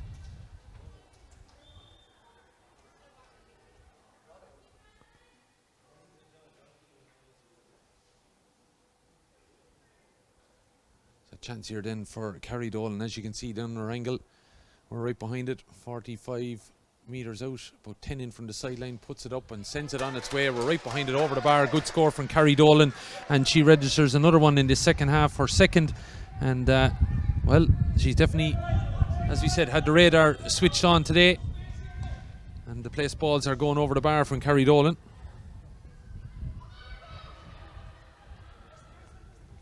Thompson giving it over on the far side now to Laura Hayes. Hayes in front of the stand, coming up along the far side. Steps inside Niamh Kilkenny. Lovely batted ball in towards Mackie. Got the opening score of the game. Is she going to get her second? Mackie with the shot. Umpire says no. She's pulled it. And there's been a couple of bad wides on both sides now. Yeah, and that was another missed opportunity. You know, really well worked score right out from the corner back position, but the finishing just didn't quite match it. Down at the far end now and having to come all the way out. Amy Lee, she's been tracked by Donoghue, plays a low ball out here towards Hannah Looney, being tracked by Dolan, comes off of Looney, trying to keep it in. Dolan in there as well, also trying to get in Catherine Finnerty. Ball comes out, referee and linesman concur that it is a Cork ball. And the Galway officials, I see Therese Marr down there with the baseball cap shaking her head. She reckoned that should have been a Galway ball. Yeah, Cork probably did well to retain possession there, you know. Amy Lee under pressure and ball out to Hannah Looney that put her under pressure as well, so they'll be happy to just have taken the sideline, although it wasn't a great one. Oh, player gone down is Chloe Sigerson, and she's clutching her tummy as this ball is inside. Chance in there. Liz Dempsey's calling it back for the original foul. Niamh Kilkenny remonstrating with her a little bit, but if the advantage doesn't work out, it's for the original foul, even though if there's a foul committed, and to me that could have been considered a penalty in some people's eyes, but the rules don't allow for that as far as I'm aware. Oh, things on the line getting a little bit heated here. Chloe Sigerson is down, receiving attention. I think it was Siobhan Gardner was kind of saying she did nothing, but Chloe ended up on the line, on the ground anyway, with her hand, and I don't think she's faking it. No, I think I followed the play on anyway, and I think it was from that contested line ball, maybe the ball that Cork didn't do great with there on their own full back line, and it ended up being turned around and going in for that potential goal opportunity and the free back for Carrie Dolan, but Cork certainly not happy with it. Oh, there's an opportunity here now for Carrie Dolan to send this ball up and over the bar, and Carrie Dolan brings her tally up and brings Galway out ahead there now. 1-9 and 2-1-8, and it's been the Carrie Dolan show. Effectively, those 3 points are the ones that are pushing them out. Cork had led at half time by 1-7 to 1-6, but Orla Cronin with a point, and now 3 from Carrie Dolan, the difference. Ball in towards Aoife Donoghue, looking to get on control of it, because said she hasn't been on an awful lot of ball in this game. Out in front of Ellen Murphy, looking to get to the angle to swing it back over the bar. Galway crowd were happy with it over on the far side. Aoife Donoghue announces her on a scoreboard here in this game against Cork, and they now have a 2-point lead. Yeah, and she's inside now in the full forward line mark, picking up Ellen Murphy. She's at left corner forward. Eilish O'Reilly has moved out around the middle of the field a little bit more, so you know, another attacking option for Galway up front there, and Aoife Donoghue, a player well capable of getting a score up there. Ball over on the far sideline here again, and it's sideline cut for Galway, and are Galway starting to get a little bit of a foothold? Yeah, it seems to be, you know, but similar to the first half, you know, they had a lot of the play in that first half. Now they've pushed their lead out to 2 points all right here in the second half, but they do seem to be just having a little bit of a more of an impact around the field. Ball is heading down here towards Sarah Spellman having a shot, but the umpire says though it's to the left and wide. Sarah, her second wide of the afternoon. Time pushing on, heading towards the next water break. We saw what could happen in the earlier game. It all changed as Aisling Thompson could give it inside, just didn't get enough purpose on it as she set Amy O'Connor free, and Shauna Healy reads that well, and it looks like Shauna Healy's on that duty now. Ball looking to be played forward by Galway, but it's cut off by Cork, and it's Thompson into her midfield partner Mackie. Mackie looking around over on the far side now, looking for an opportunity to release Fiona Keating. Haven't seen a whole lot of Fiona trying to get into this game, but she's got inside Dervin. She's still on Fiona Keating. Opportunity to settle on it. Drives the ball in and over the bar. Good score, Fiona Keating. She made it all of her own. Yeah, great score from her, and against a player of the calibre of Sarah Dervin. Could probably have looked up on the first occasion, maybe a half an opening in the Galway defence there to get in for a bigger score, but happy to take the point, and the first we've seen of her in a good start. Here she goes again, bats it back to Chloe Sigerson. Sigerson now looking to pop it inside. It was an opportunity for Cronin, but it's well read by Shauna Healy, because the ball was going towards Amy O'Connor. Cronin had gone up along the wing here. She was in acres of space. Yeah, and she'd made a good run inside as well for Fiona Keating's last point. So, Cork certainly starting to create a little bit of an overlap up there if they can just get the ball in a little bit quicker. But any delay out the field is allowing Galway get the numbers back and defend it. Maeve Cahalane, Ellen Murphy trying to deal with Aoife Donoghue, but Donoghue was still able to get the ball to Spellman. Spellman back to Eilish O'Reilly. Ball is blocked down. Amy Lee has time to think about it, scoop it over to the far side, and think of just in fact giving it to Thompson on the 20-metre line. Thompson coming out with the ball now, being met by Carrie Dolan. Dolan dispossessed her, but Thompson might get it at the second time. Side steps and keeps going. Thompson looked to have got a push in the back. Aisling not particularly happy with the attention that she got there from Niamh McGrath, but she's won the free, and it remains 1-10 to 1-9. Just see a Galway player down looking for a little bit of attention. And Liz Dempsey has gone to check, and so is the physio. Well, we're just have that little bit of break in play. We just referred to the draw earlier on there. Elaine, in Group 3, Galway, Kilkenny, Westmeath and Clare, it's, you'd fancy the two seeded teams that were put into that group. No disrespect to Westmeath and Clare, but they'd be fancying their chances to come out of it there, wouldn't they? Yeah, certainly. Look, Galway and Kilkenny are the seeded teams in the group, I suppose, on merit. And look, well, on any given day, anyone's capable of a surprise. It certainly would be a surprise to see anyone other than Galway and Kilkenny maybe top that group. And I suppose given that even the group topper is not guaranteed a semi-final, it works the same as the league, that they may be drawn into a quarter-final. There'll be no huge prize, I suppose, other than a bit of pride maybe for topping the group, but certainly I think that's the game that of that group that most people will be looking forward to. Group 2, Cork will fancy their chances, but an opportunity for maybe one of the other three then, Waterford, Dublin or Down to qualify. Yeah, I think it's a great opportunity for Down, up senior this year in the Division 2 league final at the moment.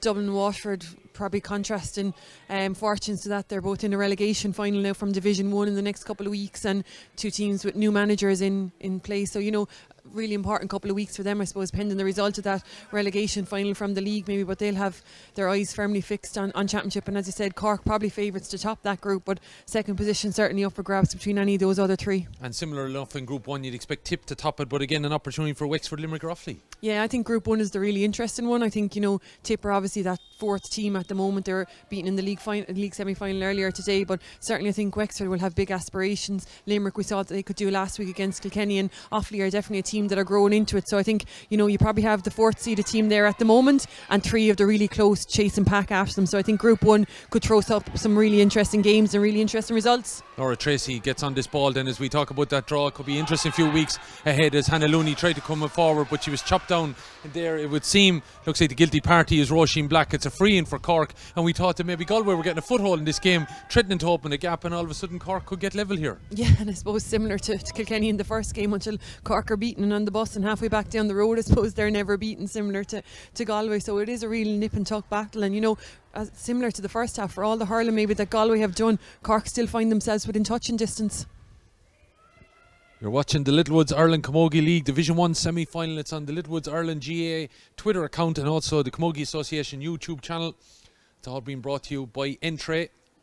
Crew here in the background, Emma, Shane and David, keeping you on the pictures here as Orla Cronin hits the upright and the ball breaks. Now who's going to react? Dervin has to get across to this. Here comes Linda Collins. Dervin gets to it in time though, has a place maybe to give it to Tara Kenny, gives it out to Kenny. Kenny releases. It's a free anyway, it would look like, if it doesn't crew over and forward to Niamh Kilkenny. Mackie gets in front of her, down on the ground it goes, still maybe there to be dug out. In trying to win it was the player wearing 12, Ciara O'Sullivan, but very close to the line. They reckon it was a sideline ball over on that side, but the ball breaks. Donoghue, here's a chance out maybe for McGrath. She got one goal already, looking to get it into her grasp, being tracked all the way there by Coppinger. Cahalane is there as well. McGrath still has it. Across the field is Finnerty. No, referee says it was touched on the ground just before McGrath sent it, and the Cork defence doing enough, but Finnerty was on her own.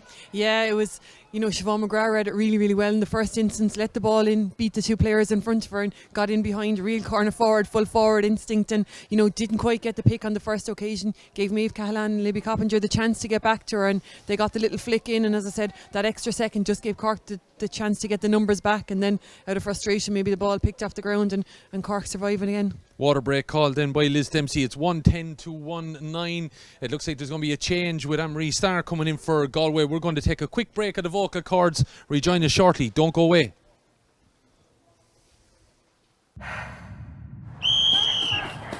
Our game is about more than sacrifice. Our game's about style. Camogie is the fastest field sport in the world.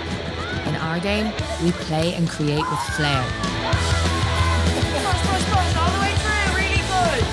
We break records, smash ceilings, and shatter expectations.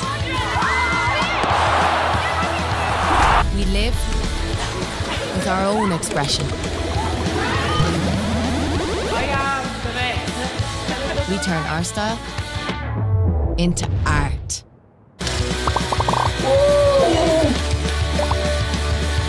We set real squad goals. On and off the pitch. We follow trailblazers and legends. And our game is getting bigger and bigger and bigger. We forge our own path forward. You want the new personal best? Come on, all the way. Because our style is substance. And our style is here to stay.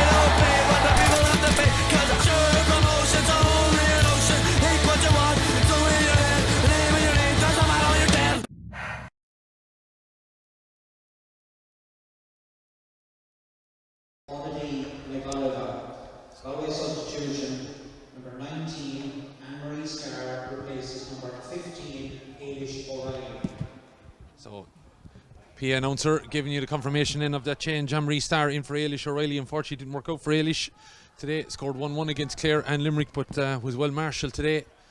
She did have a chance early on, but although it said Ailish O'Reilly's still out there. She's still on the field. Let's see. It's in fact the goal scorer Siobhan McGrath who's gone off. So Siobhan got 2-2 against Clare, 1-4 against Limerick. Number 22, Fiona Healy, has replaced number 15, Linda Collins. I think the stadium announcer might be getting his notes mixed up anyway, as we'll confirm everything here in a minute. Anyways, Niamh Kilkenny plays the ball over to Ailish O'Reilly. It is Siobhan McGrath that has been replaced by Anne-Marie Starr. Starr told to urge to have a look. She plays the ball back out here to Carrie Dolan. Dolan looking to get inside the attentions of Laura Hayes. Settles it on the hurl. Some score from Carrie Dolan. She's having one of those days. Absolutely, everything she strikes. She had maybe 2 off frees there just in that first half, but everything else she's touched since has been, gold for Galway. They've got, they're getting reaping real benefits from her today, and she's really standing up and taking the game to Cork up front. Ball breaking over here and trying to get on it was Fiona Keating in there, Chloe Sigerson in there trying to get in as well, Niamh McGrath, and on the deck is Roisin Black. Roisin got a little bit of a knock there, but she looks like she's up and okay.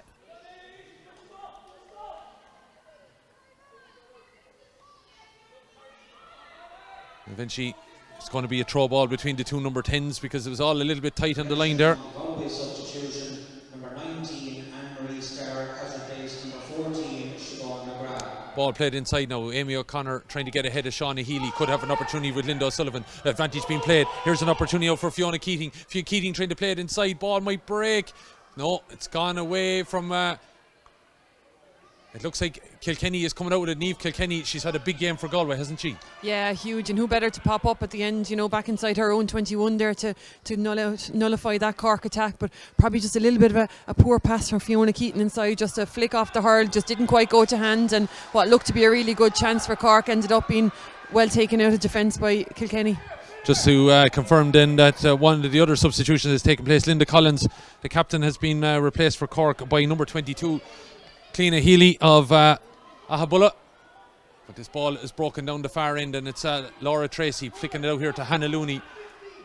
Galway lead 111 to 1-9. Cork had a chance to be level at the break but missed it when it came off the post, and Galway have come out and got a fine score from Carrie Dolan. Carrie Dolan always to me looks slight, but by God she's well able to take and make a hit, and she's able to win that ball back and turn it over. Here's a chance inside now, might work for Donoghue. Donoghue looking to spin off the top of the tackle. Aoife Donoghue, she's thinking about goal over the top of the head. This would be something. Aoife Donoghue hits the deck, has to be a penalty. That would have been some goal if she'd got a stick on it. Absolutely, from the very start, but from the creation of it, clever enough to let Libby Coppinger go up and bring it down and be waiting on the end of it when it came down. And when it did, we might have criticised maybe Tip in that first game that they didn't go for the jugular, and no danger with Aoife Donoghue when she's in there in that full forward line. She's in there to get goals, and super touch to flick it over the head of the Cork defence. And once she got inside there, she was always going to be pulled down before she got the shot away. So a chance now for Galway. Yeah, she got inside Libby Coppinger, but Maeve Cahalane wasn't going to let her inside too easy, and Maeve Cahalane has picked up a yellow card.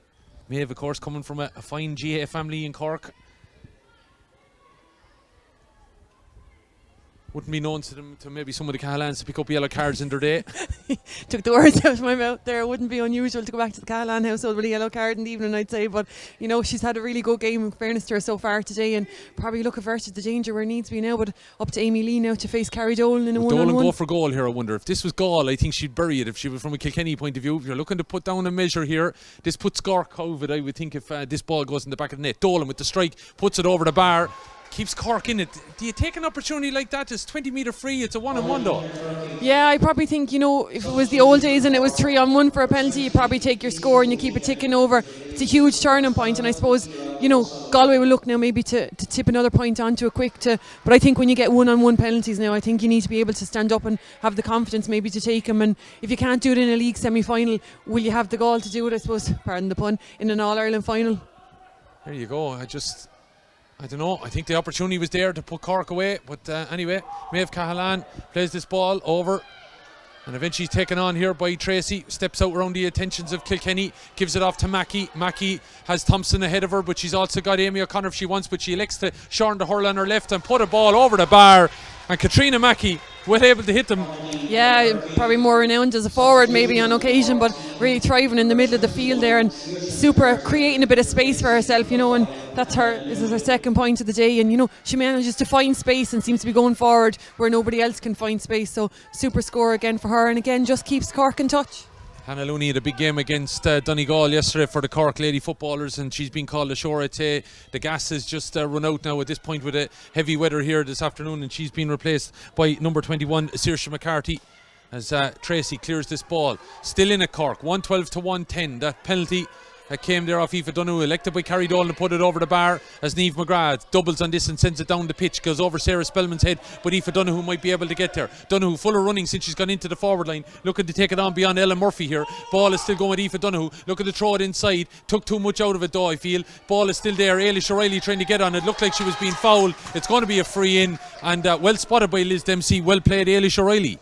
Yeah, it was a great start from Aoife Donoghue in along the end line, and as I said, she really has goal on her mind every chance she gets in there, a corner forward, full of running, happy to take on the Cork defence. But look to have dealt with it. Libby Coppinger did really well, but probably just held on to the hurl a little bit too long inside there and gave away an easy free now and a chance for Galway to just stretch ahead again.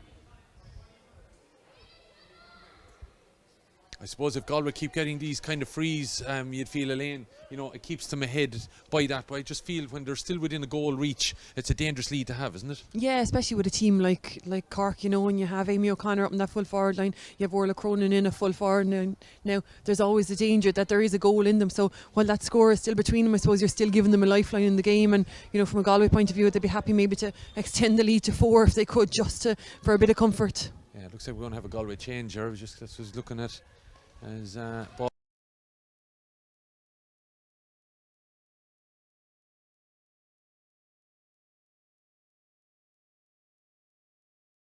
tapped over the bar by Carrie Dolan.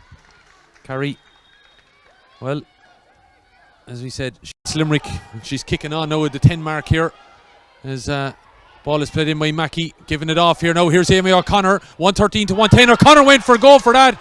That looked like a takeout. No free, no card, no nothing. Play continues. Amy O'Connor was just dispossessed of that ball illegally, as far as I'm concerned. Yeah, I'm not sure there was any doubt about that one. Was it Roisin Black, I think, came in from distance and tracked a good bit back to get back to Amy O'Connor and got in on top of her just as she was about to strike it, and for me it was a definite free. But Saoirse McCarthy, after all that happens, gets up and puts that ball over the bar with a fine score of her own. But all the talking would surely have to be Amy O'Connor was lining up to tap it over the bar, and she just all of a sudden was, as far as I'm concerned, taken out. Yeah, and credit to her, she'd made a massive run. She'd started that play around the middle of the field and popped it off to Mackie and had continued to run a really strong run inside, and it looked like just as she was about to pull the trigger that she was pulled out of it, and I think probably deserved a free. Ball is played inside here. Here we see it. Amy O'Connor looking to get the pass off Sigurdsson. She does charge inside the D, coming onto the 20-metre line. Across. Well, it's a hard enough tackle. It should have been a free as far as I'd be concerned. Yeah, certainly a free. You know, I don't know where the attempt to block the ball was. It came in, but it came from behind and it came across the body. And I think the spare hand may even have been on the back. So certainly a free. There's been softer ones given today. Dervla Higgins of Athenry is in for Ailish O'Reilly. Ailish plugging away, but just no change out of that Cork full forward line. Just noticing as well now, number 8 and number 9 in the full forward line. Yeah, we spoke about the huge midfielder, you know, the really influential midfielders that Galway have, and now the two of them are up there in a two-prong attack, and plenty of speed, plenty of hurling inside there, and maybe this is Galway going for the jugular. The legs are on the middle of the field, maybe gone a little bit tired, but Aoife Donoghue and Niamh Kilkenny on the edge of the D there in that two-person full forward line for Galway. Still all to fight for, 113 to 111. That looked like a bit of a charge there by the Cork player that was subsequently, Liz Dempsey said, was fouled, and Cork free was given as this ball launched up into the corner now, looking for Fiona Keating to get on it. She has the beating there at the moment of Roisin Black. Black though is keeping her out in the corner, got to do an awful lot to play the ball inside, likes to play a kind of a tennis style drop shot inside, but it's been cut out by the Galway defence, looking like to be able to take the ball out. Here is the lady that's on there, Dervla Higgins, but it's been cut out, and here's a chance now. Look at the ball inside. Collins trying to play it on. Here's an opportunity still in there inside for Isabel Sheen, or I should say is it Saoirse McCarthy that's in there. Ball hits the deck, still could work out. Still inside. Here's Thompson looking to jink and jive all the way in. Referee says it's going to be a penalty. Now this is the difference though. Galway had a penalty opportunity. You see Thompson coming in there. It's the number 22 that made that drive there. Cleona Healy, I should say, earlier on. Thompson eventually gets it. Dave, if we could just roll back on that there again a little bit, if you don't mind. 112 to 110. Just want to see this again a little bit.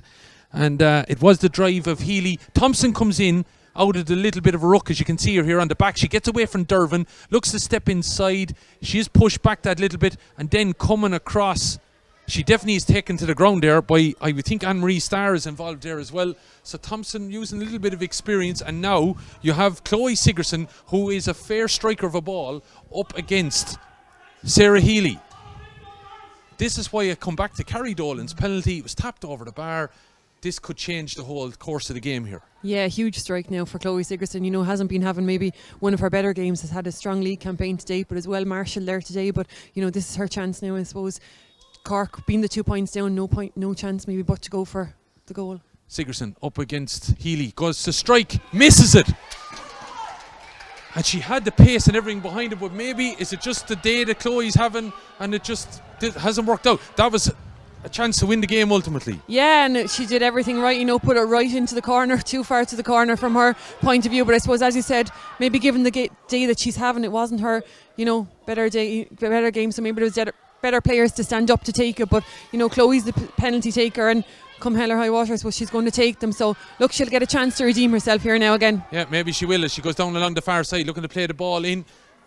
Down in front of us here, giving it to Cronin. Cronin playing a ball across. This might work out if it's controlled. It is taken inside. Chance now for Amy O'Connor. Loses it. Ball is with Mackie. Mackie scoops it up to herself. Gets it away from Dervla Higgins. Back out onto her left-hand side. Mackie puts it over the bar.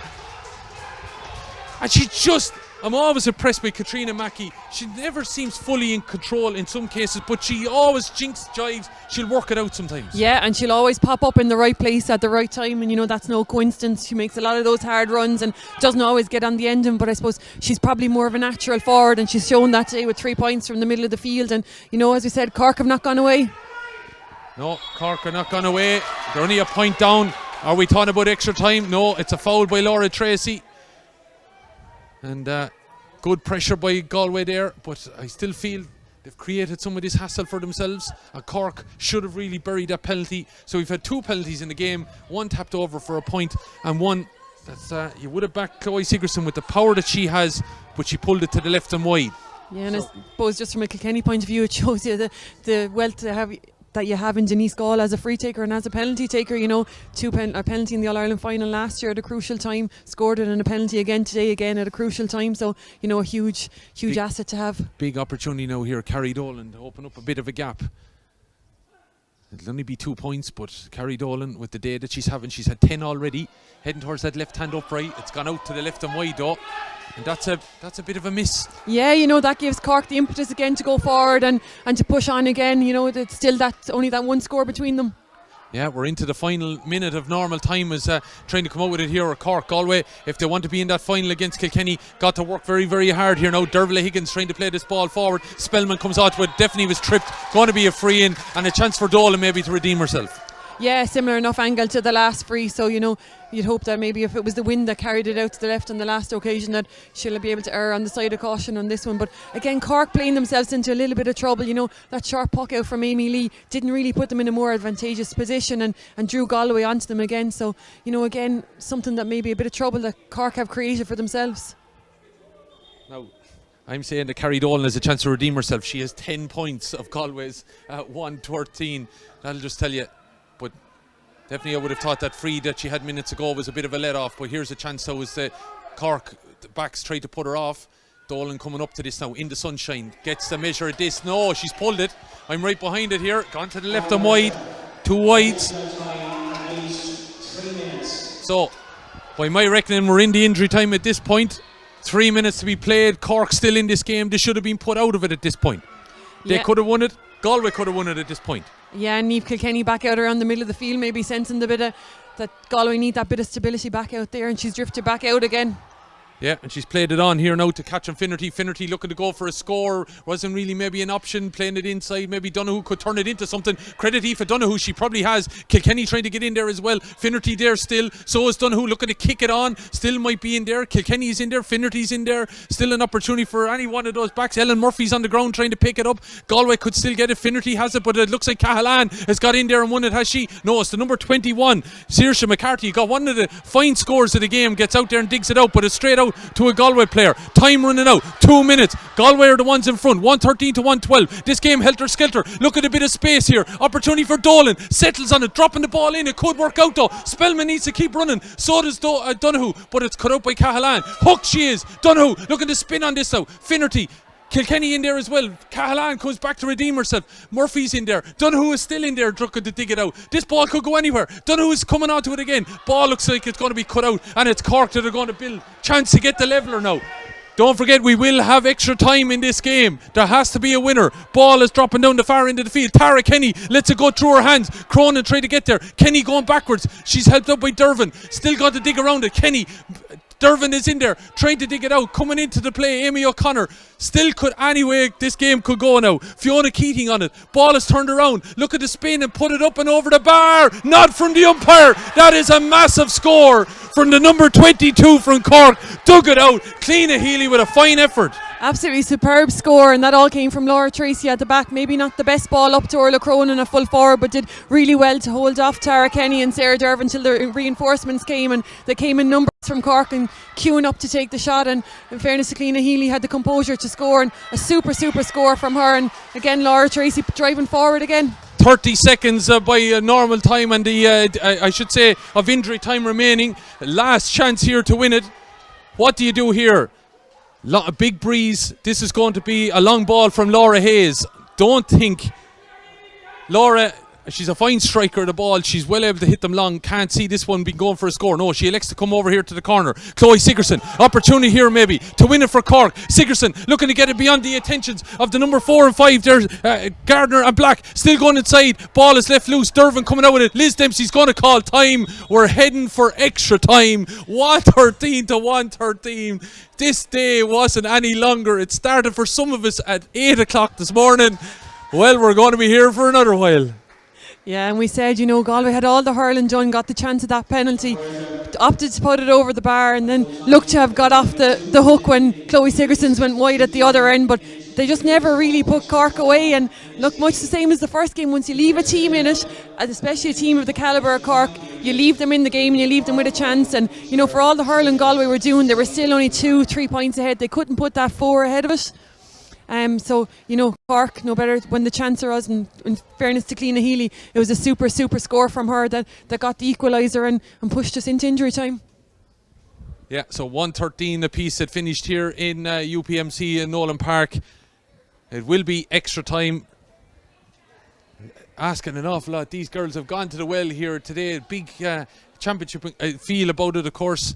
It looks like there might be a few changes and everything that will take place to freshen things up. We will have 2 10-minute periods, and then we'll have a 45-metre shootout to decide a winner to play Kilkenny. I see Brian Dowling and his backroom team up in the back of the stand here watching this game. They're probably loving this because, you know, Galway Cork have to recover in a week after all of this extra time. Yeah, it's a super quick turnaround, I suppose, to a league final next weekend. And, you know, neither of the two teams down there will be thinking about that. But I suppose Brian, maybe in his management team, and Kilkenny sitting at home already safely in the final, they're thinking, that's great, that's another couple of hours for us to recover, maybe that these teams don't have. But look, as I said, I don't think Galway or Cork will be too worried about that now at the moment. And I know Paddy said beforehand he was looking for a performance and maybe a place in the league final wasn't going to be the be all and end all. But I think given the next 10 minutes here now, I'd say he'd be damn happy to be in a league final next Sunday evening. Yeah, so as we see the backroom teams getting their heads together there, seeing if they're going to make any changes, just clarity, I'm sure, being sought with what's ahead. But there has to be a winner here. And I don't know whether Cathal Murray is not happy with some decision that was made or something during that game. But anyway, there will be 2 10-minute periods, and then extra time is that 2 10-minute periods, and then there will be a 45-metre shootout if that's what it has to be. But it is here at full time in the Littlewoods Ireland Camogie League Division 1 semi-final. It is Cork 113, Galway 113. We're going to take a break just for a few minutes to get a little bit of a breather. Rejoin us shortly. Our game is about more than sacrifice. Our game's about style. Camogie is the fastest field sport in the world. In our game, we play and create with flair. Push, all the way through, really good. We break records, smash ceilings, and shatter expectations. We live with our own expression. I am the best. We turn our style into art.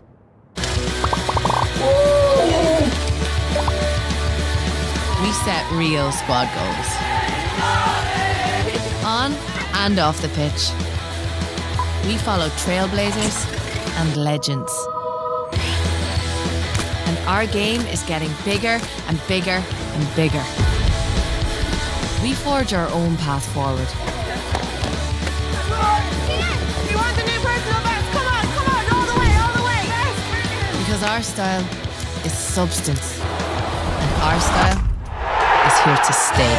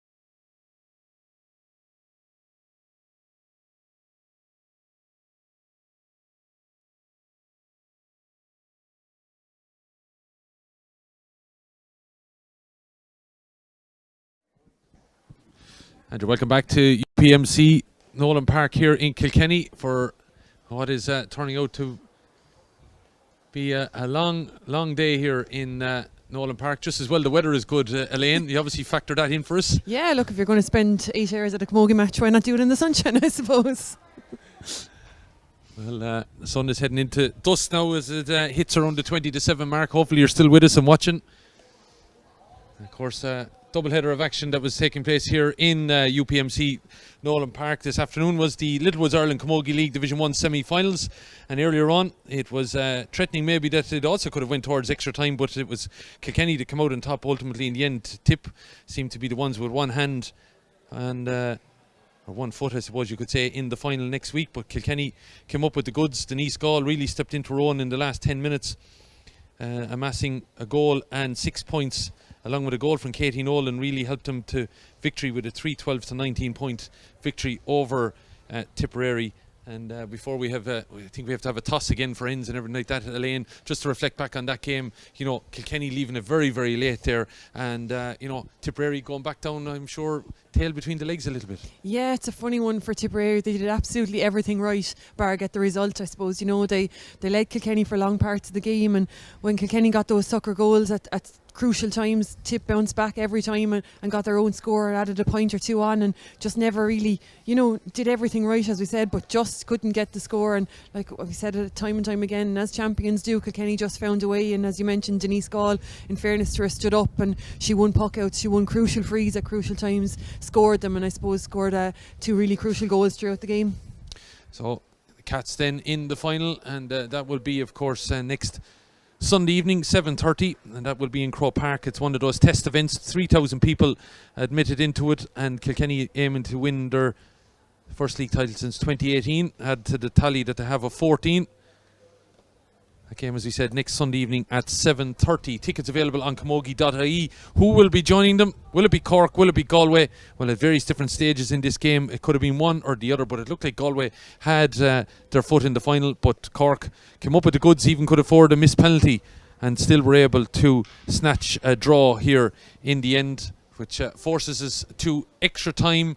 10 minutes either way, and if we're still level, we're down to a 45 shooting competition. Hopefully we don't come to that, although it would add to the excitement. I'd like to see it won in normal field of play, wouldn't it? Yeah, I'm not sure if we've had one in Championship Camogie or in League Camogie yet, so yeah, it'll be an interesting way to finish the game. Tough way, I suppose, to go out of a competition, but you know, both teams now just trying to get the legs moving again, and as I said, it's been a hugely physical encounter for the last 60 minutes and energy sapping given the heat and everything, so you know, be a huge 10 minutes, I suppose, and smallest mistake, I suppose, will be penalised now by either side, so both teams anxious to get a good start in extra time. So 113 apiece. Maybe both teams' management will be quite happy with this, because it gives them a real feel about it. We see a number of different changes. Rebecca Henley is in for Galway. That's another addition that's come in. Rebecca, we know, is a fine physical player, and also somebody that could come in vital for a sideline cut, maybe. Maybe that's what Cathal Murray is thinking of. Ball is thrown in anyway, and we're on for the second half, and it's Aisling Thompson that gets it as Cork attack. As they finished up there, the second half attack the city end of the ground. Ball breaks. Tara Kenny getting in underneath that, trying to be helped out there by Anne-Marie Starr. Ball might still work for Roisin Black. Dervin is in there as well, trying to dig it out. Eventually gets it into her hand, looking to step away from Cronin. Still fighting on. Referee says that there was a challenge there, and Dervin, it's going to be a free. And you would feel with the breeze behind him, 10 minutes, you got to use every opportunity now, Galway and eventually Cork, to you know, if you want to establish a foothold in this game. Yeah, I suppose injury time or extra time can be funny sometimes. If a team gets a run on you, sometimes it's hard for the team that's behind to stick in the game or to get that energy to come back into it, given that they've already put in 60 minutes. And Sarah Healy now with this free and the wind behind her will probably be looking at getting a score, and if not, Aoife O'Donoghue is in on the edge of the square there, so a huge moment for Galway. Sarah Healy then with a long range effort then dropping this ball in underneath it. Aoife O'Donoghue, ball goes a little bit beyond them. It might break though, comes off of McCarthy there. It's still there, an opportunity. Donoghue going to have a turn and puts it over the bar. Saoirse McCarthy was a little bit unlucky, came across to get it, she fell over, ball breaks, and Donoghue was just there to pick it and put it over. Yeah, and it hopped lovely for Donoghue up into her hand, and look, she's a poacher's dream when she's in there on the edge of the square, and was probably looking at maybe spinning it low and hitting it off a body or two, but happy to take the point. Happy to take a point indeed. So Galway go in front there, 114 to 113. As we keep going on the time front now, Galway looking to maybe, as we said, put a foothold on this game, but Thompson plays a lovely ball across to Laura Hayes. Hayes winding up for a shot maybe into the city end. She's got to find one in the first half. Has unfortunately pulled this one to the right and wide. Bit of a let off there. Would have been a perfect shot to get back at Galway.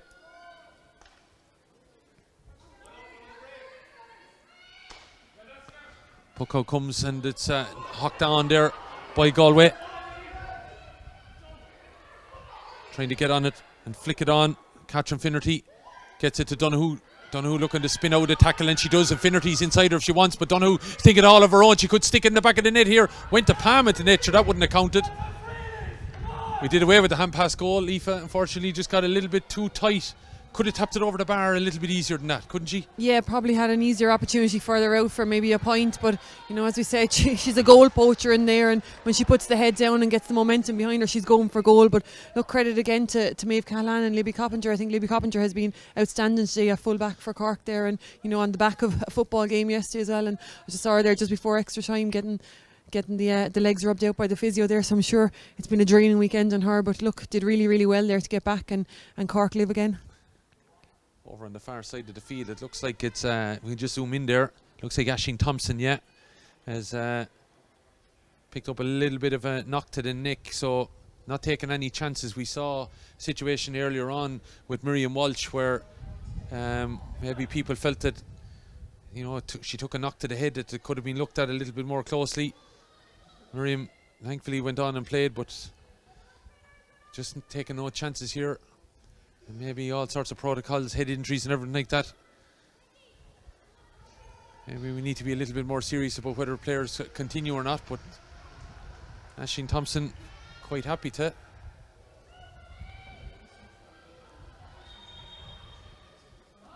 Again, I have to say, when it comes to medical professionals, they know best, but they should be making calls on that one, especially knocks to the head.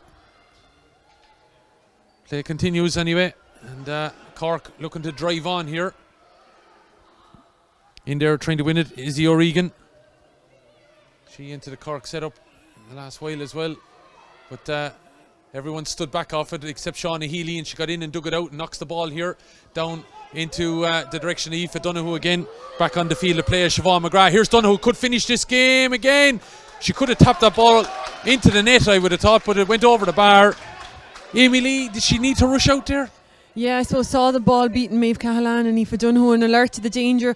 Maybe didn't need to come quite as early, but left herself open a little bit, I suppose, to be lobbed from the goal there. But you know, Aoife Donoghue happy to take the point on that occasion, and she really is proven troublesome since she went into that full forward line. Yeah, so Galway gone into a 2-point lead, and you would feel need to keep blowing a couple of points if they're to push on. Saoirse McCarthy knocks this ball in, gets away there from Orla Cronin, and it's picked up by Sarah Healy knocking it out here, but Sigerson takes it away from Henley, going to have a shot. Sigerson drops it in and over the bar. And we might have said Chloe mightn't have been having the greatest day, but in fairness to her, she's still working to the pump here and puts a fine score over the bar. Yeah, super no-nonsense score from Chloe. Did really well to shield the ball with her body, used the shortened hurl to knock it down in front of her, and got out in front on a simple point, and one that just keeps Cork in touch again. Yeah, keeps them in touch. They're not going away. 115 to 114. Galway letting them back into it, and we're already 5 minutes gone here in this 10 minutes of additional time in the first half. Here's Mackie settling. She got one from this range already. Has she got a third? Umpire, no. Rejects that one. So she's 2 wide to her name now, Katrina Mackie, and 3 points as well. That would have been a big score. Couple of wides now. As trying to play this ball. Oh, foul now and carried on over on the far side. Just seeing the Galway backroom here, just kind of reckoning that Sarah Healy should be targeting this side of the field. I reckon they're getting more joy from the puckouts over here. Yeah, I suppose they have Rebecca Henley here at left half forward, strong, physical, good ball winner in the air, and probably looking maybe to exploit that a little bit to get the puck outs down here, and a little bit frustrated maybe that Sarah Healy didn't read their mind and pop it down here in front of her, but she's getting joy from the far wing as well, and Carrie Dolan on that wing, so plenty of options for her on the pocket. But I suppose Rebecca Henley is the fresh legs and the strong player in the air, so you want to get maybe as much ball onto her as you can in the opening couple of minutes here of extra time. Niamh McGrath and Ailish O'Reilly keeping warmed up. They might have to be thinking about going back in. Already gone back in is Siobhan McGrath. And, still quality players getting a bit of a breather and back in for the extra time. Then Carrie Dolan is being treated out there with the physio. Her aunt Therese Marr gone out to check that she's okay. And she's up and just adjusting out the face guard. I think Therese having a little word with Rebecca Henley there as she passed her. Maybe to be on lookout for a break off this in some ways. Yeah, and maybe if they're targeting her for the puck outs, they need her to maybe demand them a little bit more and to be aware that they're coming down that wing. But as I said, it's very crowded in the middle of the field there at the minute, but that may suit Galway with the likes of Aoife O'Donoghue and Siobhan McGrath inside in that full forward line if they can get quick ball in there. Have Galway in this whole game, you feel, Elaine, played into Cork's hands that little bit?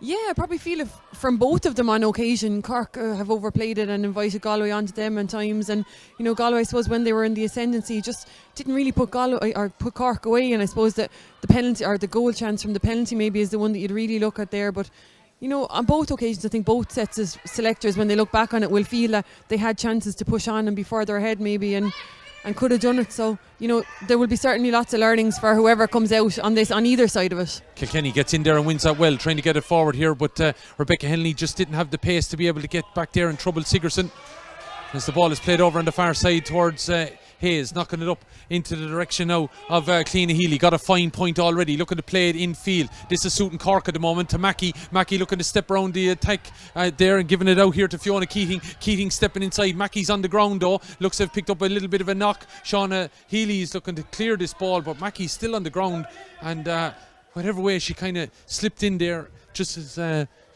she was about maybe to take a shot, and then the gap was closed off. She looks like she picked up a little bit of a knock, and don't ever remember Katrina going down too easy. She's a hardy player, and at the moment is lying on the ground being treated by the Cork physio.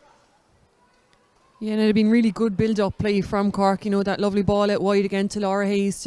Her credit's been shown all day for them. Has got up for 1 point, had a wide as well, but played a really lovely ball up then to Cliona Healy inside, who did really well to control a super ball across to Mackie. And as you said, just pivoted maybe left, right, looked for the shot and didn't come off. And just maybe whether she jarred something when she jerked back onto the other side. But the chance was there again for Fiona Keating, but the shot just didn't come off, I suppose. And I let off for Cork, but they will be worried now about Mackie's fitness. So just but she's getting up there. I thought it might be a little bit more serious, but she definitely jarred something in the leg though, I would think. And Liz Dempsey telling her linesman on this side how much time is going to be available. I think I've seen 2 minutes of additional time, so Galway really haven't open up and use I would say, the elements that have been with them. At least the sun won't be in the keeper's eyes, I don't think, for second half. But that breeze is still significant. Amy, or I should say Sarah Healy, playing this ball down the far side, but it's there, reading it well, Laura Tracy. Laura really had a good game at centre back after picking up a knock early on, kicking on that breaking ball though. Catherine Finnerty still there. Here goes Donoghue. Donoghue now looking to step away from the attention. She was straightened up there a little bit. Still going Donoghue. Blocked away. It's gone out for a 45, but the referee is calling it back for a free. That was again Donoghue, look, coming in there. And it was actually the challenge from Laura Tracy. She was kind of jinking down. She straightened her up and that allowed her to get a shot off. Yeah, and a super shot, in fairness to Amy Lee, a great save. She stood up well to and deflected it out for the 45, but definitely a let off for Cork down there. Aoife Donoghue is causing problems since she's gone in there corner forward and is a thorn in the side of the Cork defence there for the last half an hour. Niamh McGrath is back on the field. She was taken off there at the end of the game, back on, and she replaces Sarah Spellman, her clubmate of Sarsfields, of course, the Galway champions. Is this free then going to be taken by Carrie Dolan, and it's everything that Galway need, but Cork are staying in touch here. But imagine, shouldn't be too much longer left now. Carrie Dolan with this opportunity from 20 metres out. And has she's got her 12th point of the game.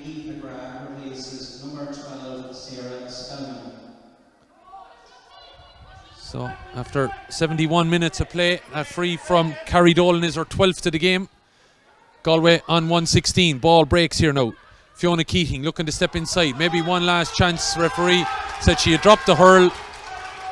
Paddy Murray is not happy. He says that the hurl was maybe taken from her hand.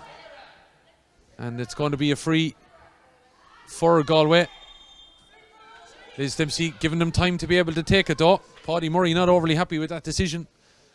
Not sure, could see it too closely whether the hurl or the, I should say, yeah, the hurley was taken from her. Yeah, and it's hard when a player is in contact like that to determine whether it's dropped or whether it's pulled out of her hand, but I wouldn't be 100% sure on that one. I thought Fiona Keating did the best she could to try and play that ball. Sarah Healy knocked that ball long and she looked like she played with the bigger hurl, but the ball breaks out here to Henley. She turns and puts it over the bar. That could be a big score for Galway now with a 3-point lead. Yeah, and it was, a simple score in the end for Rebecca Henley. Popped onto a lovely ball on the end of it and just swung it up over her right hand side, but huge free again from Sarah Healy with that win behind her, and as you said, could be a huge point, stretches Galway 3 ahead, which they haven't done in a long time. And I don't mean to be a stickler, but we saw in the other game that there was a complaint about the goalkeepers coming out to take a free with the goalkeepers. Hurl, definitely Sarah Healy came out and took that free with the big hurl. Yeah, and it's something that Liz Dempsey actually brought to our attention before the game here, that's what the free was for in the first match, that Emma Kavanagh came out to take a free from outside her parallelogram and she had her goalie's hurl, and that's not allowed. You can take it from inside the parallelogram with your goalie's hurl, but outside, once you come out there, you're determined an outfield player and you have to play with an ordinary sized hurl. So, if that is the case, and Sarah Healy did she's a fine striker of the ball anyway, but if that couple of extra inches was gotten with the goalie's hurl, it could be a bone of contention maybe for Cork. Well, it looked a big enough boss to me. I don't know if anyone wants to check it out, but it looked like a big boss hurl that came out. Maybe I'll be proven wrong yet, but anyway, Sarah Healy, it was a long range free. The ball broke off the Cork defence, and a couple of long balls there have caused Cork problems over the whole game. And Aoife Donoghue getting in on a few breaks, but it was Rebecca Henley this time.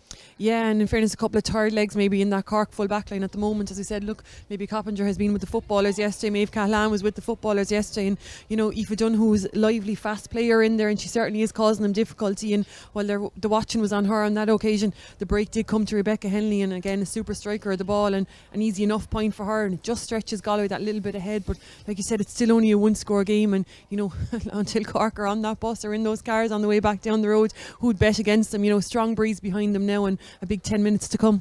Big 10 minutes to come. Let's take a break of the vocal cords here for the moment. Galway lead 117 to 114. Our game is about more than sacrifice. Our game's about style. Camogie is the fastest field sport in the world. In our game, we play and create with flair. Push, all the way through, really good. We break records, smash ceilings, and shatter expectations. We live with our own expression. We turn our style into art.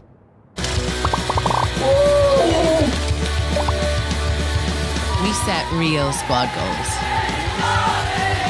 On and off the pitch. We follow trailblazers and legends. And our game is getting bigger and bigger and bigger. We forge our own path forward.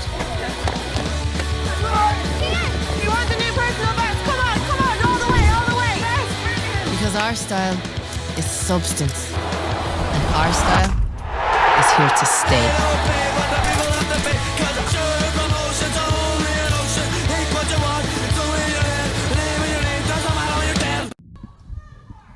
Welcome back to UPMC Nolan Park in Kilkenny, where it's the Littlewoods Ireland Camogie League Division 1 semi-final, and it's not turned into a saga just yet because we don't have the 45-metre shootout competition, but we do have Galway, who lead Cork by 117 to 114. Galway, on the basis that the 2020 final wasn't played, the reigning league champions, looking to get back to play in that final where they will take on Kilkenny next Sunday evening at 7:30. We're nearly at 7:30 now when we started this game at 5 o'clock. Not far off the 7 o'clock mark here. But Cork could deny them yet. But here goes Niamh Kilkenny driving forward, knows another score, and that might see them out of sight. But what a hook there. In fairness, getting back there was the number 21, Saoirse McCarthy. But the ball is back out to Henley. Henley over here now to Donoghue. Donoghue loads of time to settle on this and drive it in and drive it over the bar. That's a big score for Galway. Big score from Galway, and really puts Cork on the back foot again. You know, a ball they could maybe have dealt with, but Niamh Kilkenny on one of those huge runs of hers again, and just carved an opening into that Cork defence. And well, it's nearly the biggest lead Galway have had in this game, but that ball knocked forward is going to be a chance, I think, for Orla Crona maybe, is it? Or is it a Galway free? It's back out here with Liz Dempsey. I'm not sure which way she was gesticulating. Yeah, it's a Cork free. And I think she's having a chat with Shauna Healy. They've had a few chats this afternoon. I think eventually it was going to end one way, and that was Healy in the book, I think. yeah, in fairness to her, she did well to get to extra time given how the game started for her. She had a good... No card.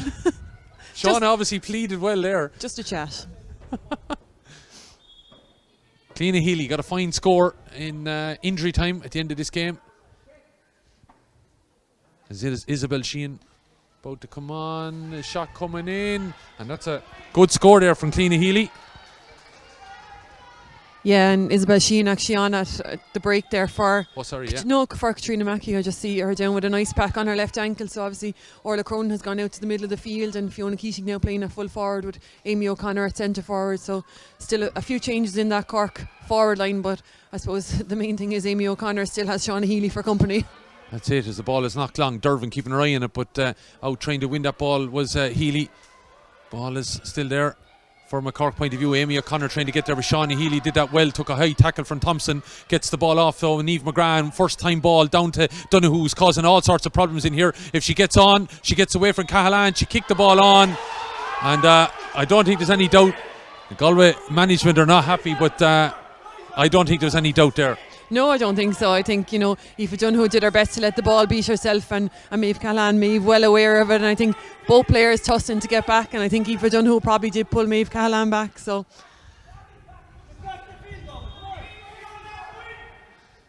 Galway management trying to keep these girls going now, as you imagine, extra time, difficult psychologically, trying to keep going here. Physically your body is probably aching now at this point after playing 70 odd minutes of tough camogie action. As Dervin and Kilkenny still going to the pump and knocking this ball down along the wing, comes off of Donoghue, and it's going to be a sideline cut that will be taken. Libby Coppinger about to take it, but referee just urging the players to get away from the ball. Coppinger knocks it in, but it wasn't a great one. It comes off of Carrie Dolan, I thought, but no, it's definitely got a flick obviously from Hayes, and it's out for a sideline cut. Now here steps up Henley. This could be big. If she was to cut this into the wind, it's 2 points. You reckon Galway might be out of sight here? Yeah, and she's certainly teeing it up for her now. Like Alfred got a good clump of grass over it, and we know she's well capable of it. It'll certainly be landing in the danger zone. We saw her do it twice since All Till last year. Doesn't get a great cut on this one though, and it's into the corner. And it's Cork that are going to come out with it, giving it out here to Laura Hayes. Hayes, so could they step inside? Dolan is on a card already. And you'd wonder, yeah, Carrie Dolan's in bother, lads, here, I think. Already on a yellow card. Depends on what Liz Dempsey says here. Carrie might say that she was there legally and everything, but I think Liz is going to send her off. Second yellow, Carrie Dolan is gone, and that now is a bit of a blow to Galway, obviously. Yeah, it's a huge turning point, I suppose, down to 14 for the last 10 minutes of the game. And you know, Laura Hayes great ball from Laura Tracy, but you know, carrying it into contact, and Dolan saw her coming all the way, and left that left shoulder in, and no doubt. And just from a Cork point of view now, I suppose anxious that Laura Hayes is okay. So it's been, she definitely caught high.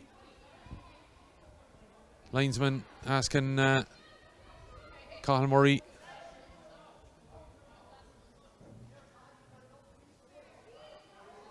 altercation. Cathal Murray is not overly happy.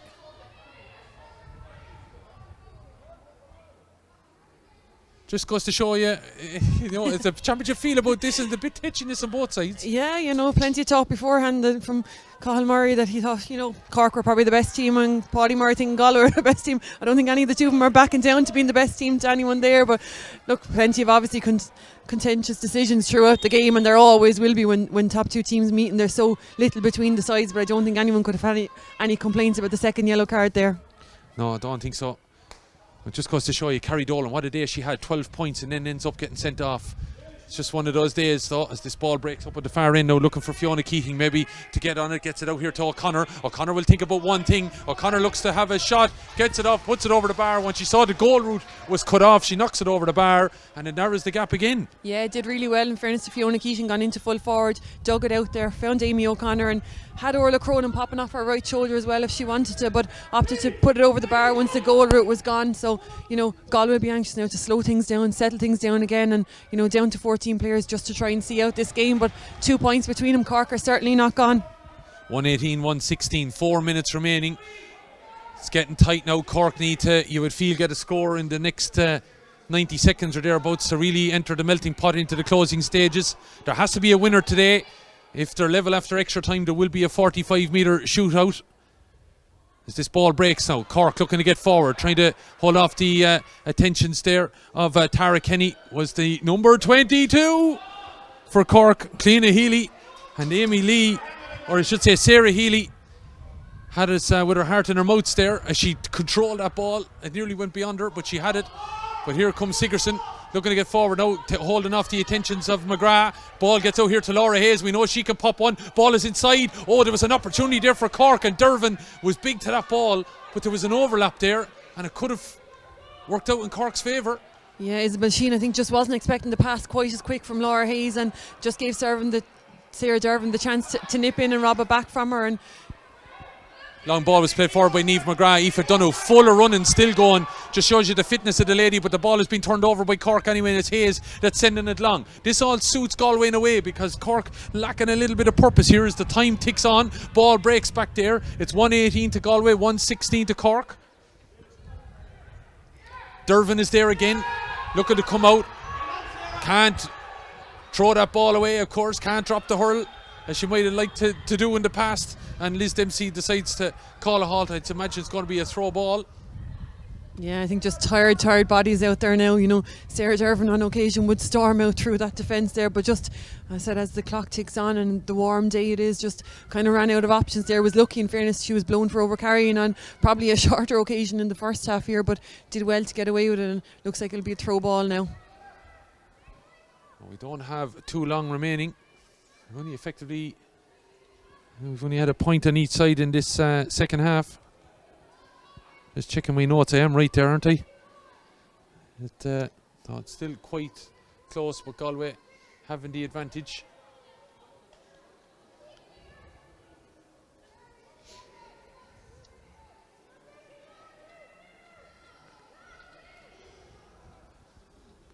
Liz Dempsey just been asked by Aisling Thompson to take a moment there, because Laura Tracy is getting a little bit of attention just for a bit of cramp, I'd imagine.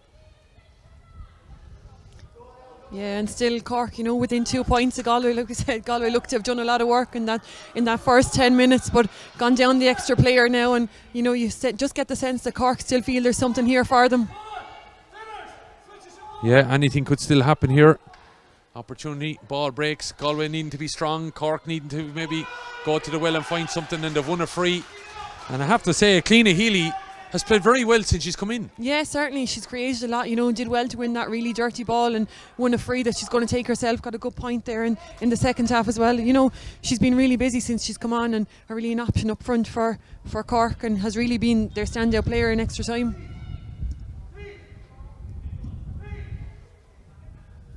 Chance in for Healy. But this ball, oh, she's pulled it. Has she pulled it? She has pulled it to the left and wide. Chance gone a begging there, no doubt.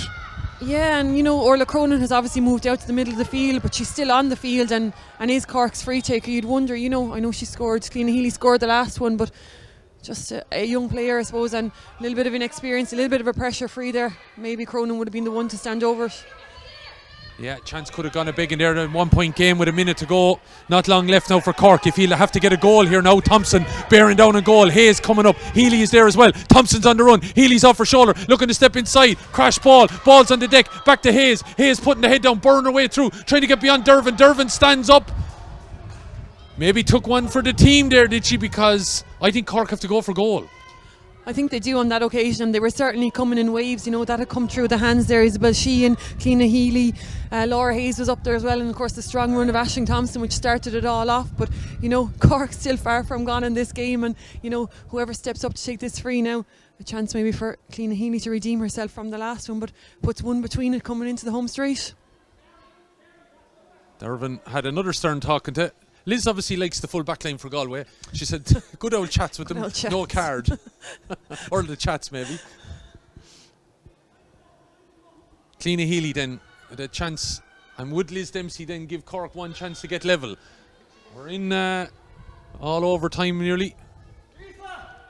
Cliona Healy has had the chance to tap already, but now she makes up for maybe that miss, puts the ball over the bar. We're still in the melting pot. Are we heading to a 45 shootout? Cork have one chance. Massive puck out here now for Galway. Hope the lads brought the sleeping bags and the tents. We could be here overnight. Additional time at least 2 minutes. 2 minutes of additional time according to Liz Dempsey. There's still time for a winner and loser. 118 Galway, Cork 117. Something big is needed. Thompson out in front, throwing it back to Tracy. Tracy playing a low ball into Hayes, has had a massive game. Hayes looking to step away from the attentions of the Galway players there. Cronin in there, Finnerty trying to dig it out and win it as well. Was the Galway 19 Anne-Marie Starr. Could be a vital interception. Delivered long by Emma Hellebert. Ball here down towards Siobhan McGrath. Got the goal in the very early stages. Ball out over the line. It's a 45 and this could be a match winner. But they haven't got their free taker on the pitch. So who's going to take this, step it up? Is it going to be Rebecca Henley? It looks like it, yeah. And Galway celebrated that 45 as if it was the winning score in an All-Ireland final. So it may be Lee Camogie, and you know, you may say you may not want to be there, but certainly Galway really wanted to win that one and celebrated that 45. Well, this ball has to go dead, no matter what. It has to go dead from a Galway point of view. Lineswoman on this side and the fourth official saying the game is over, although Galway want to make a substitution.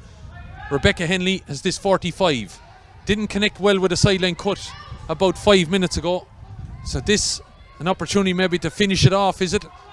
Galway into the final with Kilkenny. Or Cork going to have one more chance? Henley, that's a good strike. On the way over the black spot, she redeems herself somewhat. Rebecca Henley puts the ball over the bar. Got a fine score from play. But now after 82 minutes has put over that 45. And we continue to play here. Scoreline is 119 to 117. Change for Galway. Ailish O'Reilly. It comes back in for Siobhan McGrath. McGrath was in and out and in and out. It's like Lanigan's ball here. You'd run out of paper and pens to keep a track Absolutely. of the scores. And just looking at the county secretary here, I think that notepad is nearly gone. 119 Galway, 117 Cork. Who will play Kilkenny in the final? It's Galway to have the advantage. Donoghue, who's played most of the game up in the full forward line, back helping out the defence now. They're not going to see Cork catch them. Liz Dempsey calls a halt. Galway have finally got it over the line. Probably had opportunities in normal time to do it. Cork though stayed under coattails, but it was probably that 3-point lead in the first half of extra time that Galway got that ultimately gets and seals the deal. yeah, that was the one that pushed them out. I think they went 4 points ahead at one stage there in that first couple of minutes of extra time, and that was really the biggest difference between them today. Other than that, it had never been more than a score between them, and you know, it was a hugely hotly contested game all over the field, and Galway could just never really put Cork away until that first period of extra time. And you know, when they did get that little bit ahead of them, despite going down to 14 players, they were still able to just keep Cork at arm's length. You know, a couple of let-offs for them, I suppose. Cliona Healy had that free that drifted uncharacteristically wide maybe from her, whereas Rebecca Henley on the other side scored the one that was really crucial to them, and that was kind of the turning point of the game. You know, Cork can't be too disappointed. You know, they put it up to them for huge periods of that game, and you know, Galway, it'd be a massive win for them and a quick turnaround now to a league final next weekend. Yeah, back in, as I said, as the reigning champions up against the champions of the previous year. Kilkenny could be a right ding-dong battle, although you'd have to say tempered with the fact they're in the same championship group and so forth. Would there be a bit of shadow boxing? Yeah, that's the one caveat, I suppose. You know, you'd be looking at the history of last year's All-Ireland final, both finalists there, and Kilkenny coming away with that one, both, as you said, in the championship group later in the year. But look, it's a championship group, I suppose both would have aspirations of coming out of. They're both the seeded teams in it, and they'd probably have high hopes of coming out of that. So maybe given that down the line, they'll be happy enough to go toe to toe next Sunday evening and see who comes out on top. It is a national title, you know, and I don't think Galway will want to give up their crown too easily, being the reigning league champions, and Kilkenny is reigning All-Ireland champions. So, you know, I think we're in for a huge battle again next Sunday evening. Huge battle next Sunday evening. Just a quick one as well. Orla McGrath, you know, seems to have picked up a knock. She didn't come back on there of any of the players that were taken off. They came back on. You know, another one maybe to add to the casualty ward maybe in the Galway setup. You know, again, they need all players, all hands on deck really, don't they? Yeah, and you see the impact of a couple of injuries there too. I suppose when they did have to run the bench, they had to take off players and reintroduce them and take them off again and maybe reintroduce them again in extra time. So, you know, maybe not the luxury of the massive panel that you would hope to have, given that you've picked up a couple of injuries. And like you said, if Orla McGrath's another one to add to that injury list, I'm not sure how close the rest of them are to coming back, but a week is a quick time for a turnaround, and given that huge physical battle today, you can be sure you picked up a few more knocks and bruises. And, you know, I suppose most of this week in Galway will be given just maybe recovering properly and getting ready for next weekend. Right, we'll give you a chance to maybe pick a player of the match, because lots of time, but it could have swung both ways, and there's been lots of players played themselves in and played themselves out in the last few minutes as well. But this was a game that could have went either way ultimately, with Cork ultimately succumbing in the end, because Galway just having a little bit of extra firepower that was to drive them over the line. But you had serious performances all throughout. Orla Cronin chipping in with 4 points, Amy O'Connor with 1-1, Katrina Mackey before she went off injured at 3 points. You also had points in from Cleena Healy, who had a big game when she came on the field to play. Aoife Donoghue ultimately was to be a big star for Galway in extra time with 4 points. Niamh Kilkenny was always pulling the strings, along with Sarah Dervin, a big game, along with Shawnee Healy in the full back line. And of course Carrie Dolan, you have to mention Carrie Dolan, an individual display of 12 points today from play and from place balls as well. Ultimately was to see 2 yellows and a red card and sent off in extra time. Rebecca Henley making a little bit of a difference as well in extra time with 2 vital scores. But you know, there was lots of players stood up there today for both teams. Probably an unenviable task of picking one of them. Yeah, I think on both sides you had some really standout performers. I think Laura Hayes for Cork was absolutely outstanding at left half back, and even coming into the final minutes there, she was still driving up the field time and time again. She was a real option every time, you know, so I think she deserves a notable mention for Cork. But I think ultimately when you score 12 points out of 119, I think Carrie Dolan, you know, a mixed day from her obviously, but had maybe come into this championship a little bit quietly, but certainly, or into this league a little bit quietly, but certainly announced her arrival there today and 12 points and kept Galway in it and kept them ticking ahead on the scoreboard at all times. So for me, she was the standout player out there today. So Carrie Dolan, number 13, will be our player of the match ultimately, because of how she dictated matters here for Galway here this afternoon. But Galway eventually then find themselves in the league final next Sunday evening. That throws in at 7:30. They will take on Kilkenny, and that of course will be live for 3,000 people to go and watch, and also I believe will be live on terrestrial TV also. But we're not done here in Nolan Park. We are going to check in with both camps and hear from our player of the match as well. So do stick around and stay with us. But for the moment here, it has finished Galway 119, Cork 117. Our game is about more than sacrifice. Our game's about style. Camogie is the fastest field sport in the world. In our game, we play and create with flair. Push, all the way through, really good. We break records, smash ceilings, and shatter expectations. We live with our own expression. We turn our style into art.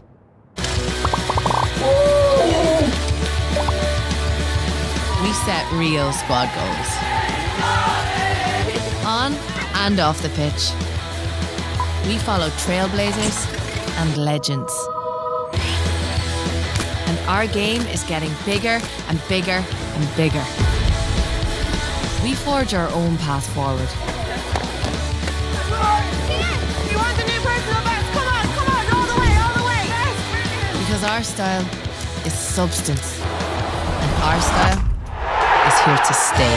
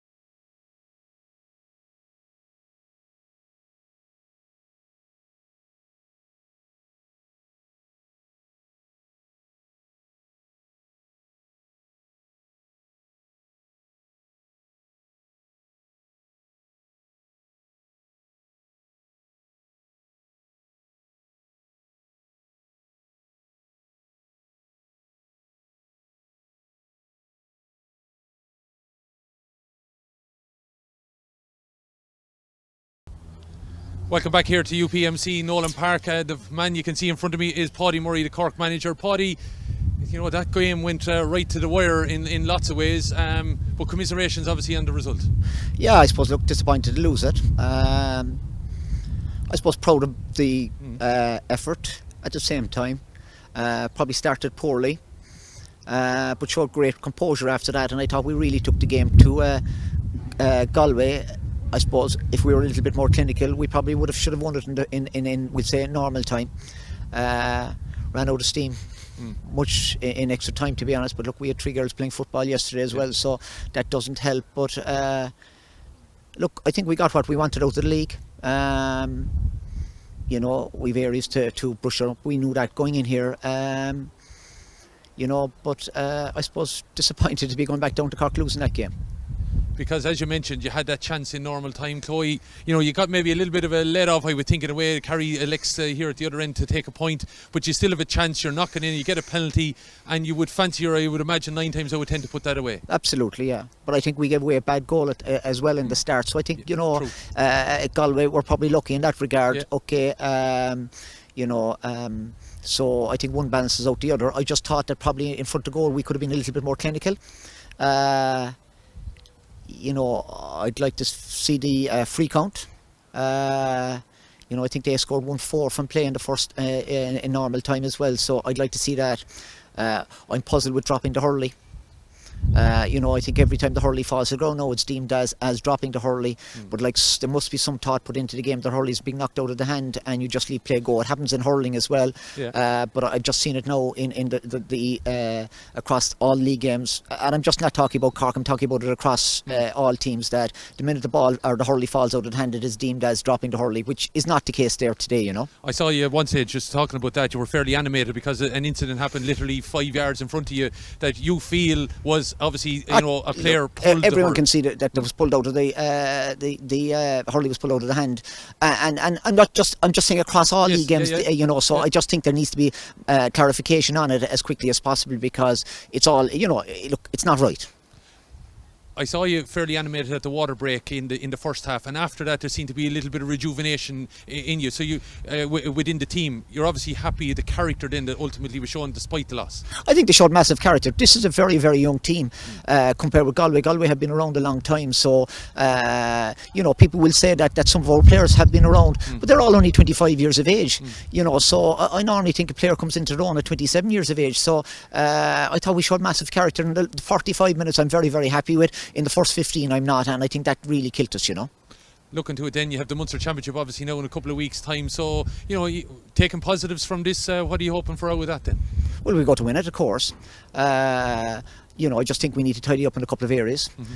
We need to get everyone back fit as well. But that gives us 2 weeks' time, so it gives us a good week to get things right, and then to start hurling again. Finally, a word for some of the girls that came on. I don't want to individualise anybody, but you know, they're probably giving you a few selection headaches, because I think 1 or 2 of them stood up well out there. Yeah, but they're going well in training. You know, probably like to bring on a few more, but you know, they're young, and bring them into an environment like this probably, you know, might be beyond some of them at this stage. But you know, like we've got another 2 months to bring those guys on as well. Like, well, we wish you the best of luck. Commiserations on the result. Thanks, Amelia. Thanks. Thank you. Cheers. Thanks, Paddy. So Paddy Murray giving us his views there on the encounter this afternoon. I see Cathal Murray heading out from the Galway dressing room to give his thoughts on the game here, so do stick with us. But of course, Cork now preparing for Munster Championship action in the coming weeks, and then we'll face into the All-Ireland series, where of course they will have some big games ahead. We just see the two Murrays that would be, I think, well known to each other now at this stage, going to, I suppose, sportingly have a chat in the middle of the field, and you know, move on from seeing each other, I would imagine, further down the road. I would think quite pleasant, because I think there was a few little altercations off the line as well, but I think that's going to happen when you're in playing in big matches. So while we wait on Cathal, Elaine, you might get you just to jump in front of that microphone there, because they are having that chat. Typically now they're going to break up, but they're agreeing for the first time all day that they've agreed. Agreeing. But two guys obviously that we, you know, laying down a marker for a couple of weeks' time again, maybe. Yeah, certainly both these managers know that they're going to be in the mix come All-Ireland time, and you know, they had a chance today to lay down a marker. I think both of them anxious probably to do that. Yeah, well, we get Cathal now to come into us here as he ponders thoughts on that game. Cathal, just wondering out of it, you probably didn't or want to maybe have extra time, but did you get everything you wanted out of that game?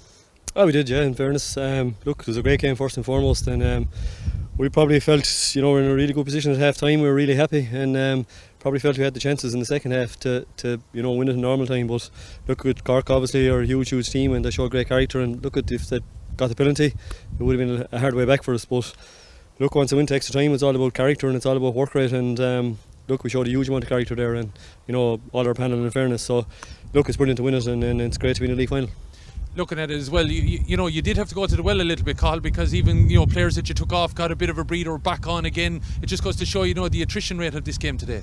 Oh yeah, huge attrition rate, and look, we're hoping we don't have too many injuries. We definitely, Arden McGrath's probably definitely going to be out for next week, and we're hoping, you know, there's one or two more knocks that, you know, we're hoping to clear up. But that's the hard part of it now, you know. Kilkenny probably played 4 hours before us anyway, and you know, when our game goes to normal time or extra time, then you know, it's going to be, that makes a difference, and it's going to be very hard to cover from that. But look, we're in the league final, we're looking forward to it. So just a word on Orla. What way is she? She damaged her shoulder. She probably is going to be out for 3 or 4 weeks anyway at least, and it could be 5 or 6. Okay, well, we wish her the best in that, because you know, there is a few casualties among your setup at the moment. I'm sure you'd like them to clear up. Yeah, we'd like them to clear up, but again, look, at those plenty of players that they got an opportunity to come in there and impress today, and they did, and that's what you want. It's a panel effort, and look, I think everyone dug their heels in there in the second half. Cork really came back at us, and look, they're an unbelievable team, we know that, like, and look, it's great to get a 2-point victory. It was hard fought, but we're very happy to win it. For the league, you've had an opportunity to, you know, I know there's a few players have been around your panel over the number of years, but you know, I'm thinking of the likes of Roisin Black getting in. You know, Todd had a good game today. Anne-Marie Starr is always there, always reliable. You know, a couple of players though coming in, there's just 2 I can think of, you know, that, as you said there, could give you a few selection headaches over the next few weeks. Yeah, and that's what we want. And look, at I suppose we were probably guilty of maybe not using our subs bench enough last year in the last couple of games, and that's something that we're thinking of as well. You know, we need to bring players on, and look, we have huge talent in Galway, and as you can see today, the likes of Roisin, the likes of Sarah Swimman, the likes of Niamh McGrath did really well. They weren't on the team last year, you know, and that's what you need. But again, look, we're only in a league final. You know, we're not clapping ourselves in the back for anything like that. You know, we're only in a league final, and it's going to be a huge challenge against Kilkenny next week. You know, they dug out the last 2 games, and that's a serious sign of a team, and it's going to be a huge test in Croke Park next Sunday.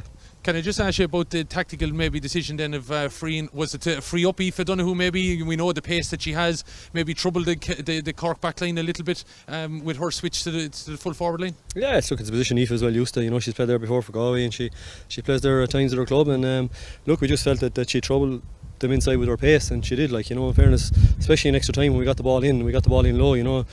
She scored a couple of points. It could have been 2 goals, and you know, Becky's goal point came off her, and I think she won a free as well. Like, so it was, you know, it's massive to have her in there. And in normal time as well, she was really good. And yeah, look, it's good. You know, I suppose Ailish and Siobhan didn't come out to the half forward line, and that worked as well. Like, so look, we're happy, as I said, but you know, we're only in a league final now. We've nothing won. Yeah, final question to you though, and that is about that league final. You are going to be coming up against a Kilkenny team that you'll be seeing a few weeks after then in Championship.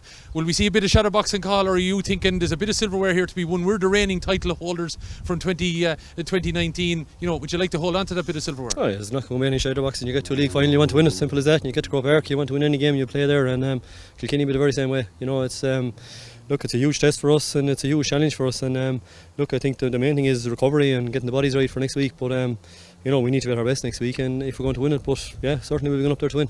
Right, it's been a bit of a marathon day. We'll let you go. We have a trip back to Galway. Thanks indeed for joining us, Cathal Murray, and giving us his views here on this encounter today. We have the water sprinklers and everything coming out here in Nolan Park, so that's probably our signal to go home, is it? Yeah, go home. Have you no homes to go to? How long are you here? But yeah, Cathal will have to do a bit of a detour back to the dressing room, I think, around the sprinklers. Yeah, well, it just goes to show you how the fine fettle of grass that's here at Nolan Park. Don't think we're going to be able to hear from our player of the match, but still a fine performance from Kerry Dolan. Yeah, superb. Look, as I said, a bit of a mixed day picking up that second yellow card, but look, she had 12 points before that, contributed from play and from frees, and maybe 1 or 2 dodgy frees in the first half there, but she certainly redeemed herself, and as I said, she might have been a little bit quieter maybe coming into this league semi-final, but certainly lit it up here today and was an outstanding player for Galway.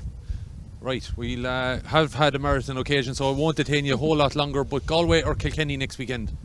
Look, I think it's going to be another massive game, and as I said, I think they're both going to go in. Galway are obviously going to want to redeem themselves from last year's All-Ireland final. Kilkenny not going to want to lose to Galway, given that, you know, they've taken so long to get over them. I think it's going to be a huge one, and look, as we've seen here today, anything can happen in the league, and you know, you'd have written off Kilkenny last weekend, you'd have written them off again at probably 55, 56 minutes there today, and they come back with the last 15 minutes that they did. Same way with Galway, you know, you could have written them off on occasion there today when Chloe Sigerson stood up to the penalty, but they came time and time again. I think whoever wins it, it's going to go all the way down to the wire, and I think it's going to be a really great game. The views of Elaine Aylward then here at UPMC Nolan Park in Kilkenny. Has been a marathon day of Camogie. Hopefully you've enjoyed it all. It all started with the championship draw in and around 12 o'clock this afternoon. The Entray team, they've been here a good while as well. We got to get out of here before they lock up, because I don't fancy staying tonight. But anyway, thanks to Emma, Shane and David in the background, to Elaine as always. It is Galway and Kilkenny that will meet in the Division 1 league final of the Littlewoods Ireland National Camogie Leagues. It's a victory for Kilkenny this afternoon by 3-12 to 19 points, and it is Galway after extra time. We didn't need any shootout. They eventually got over the line. They've won against Cork by 119 to 117. But again, my thanks to the team and to Elaine. I've been Killian Whelan. Enjoy the action next weekend. Don't forget, the tickets are on sale. 3,000 tickets available at camogie.ie. It promises to be a cracker. We'll talk to you soon. Good luck to you.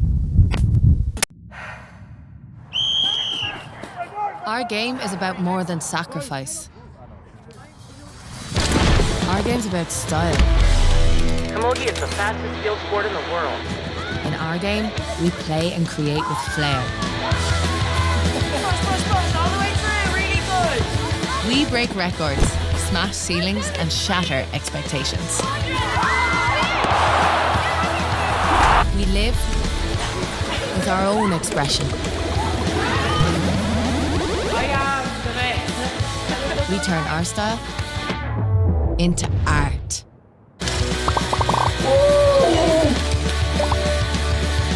We set real squad goals. On and off the pitch. We follow trailblazers and legends. And our game is getting bigger and bigger and bigger. We forge our own path forward. You want the new personal best? Come on, all the way. Yes. Because our style is substance. And our style is here to stay.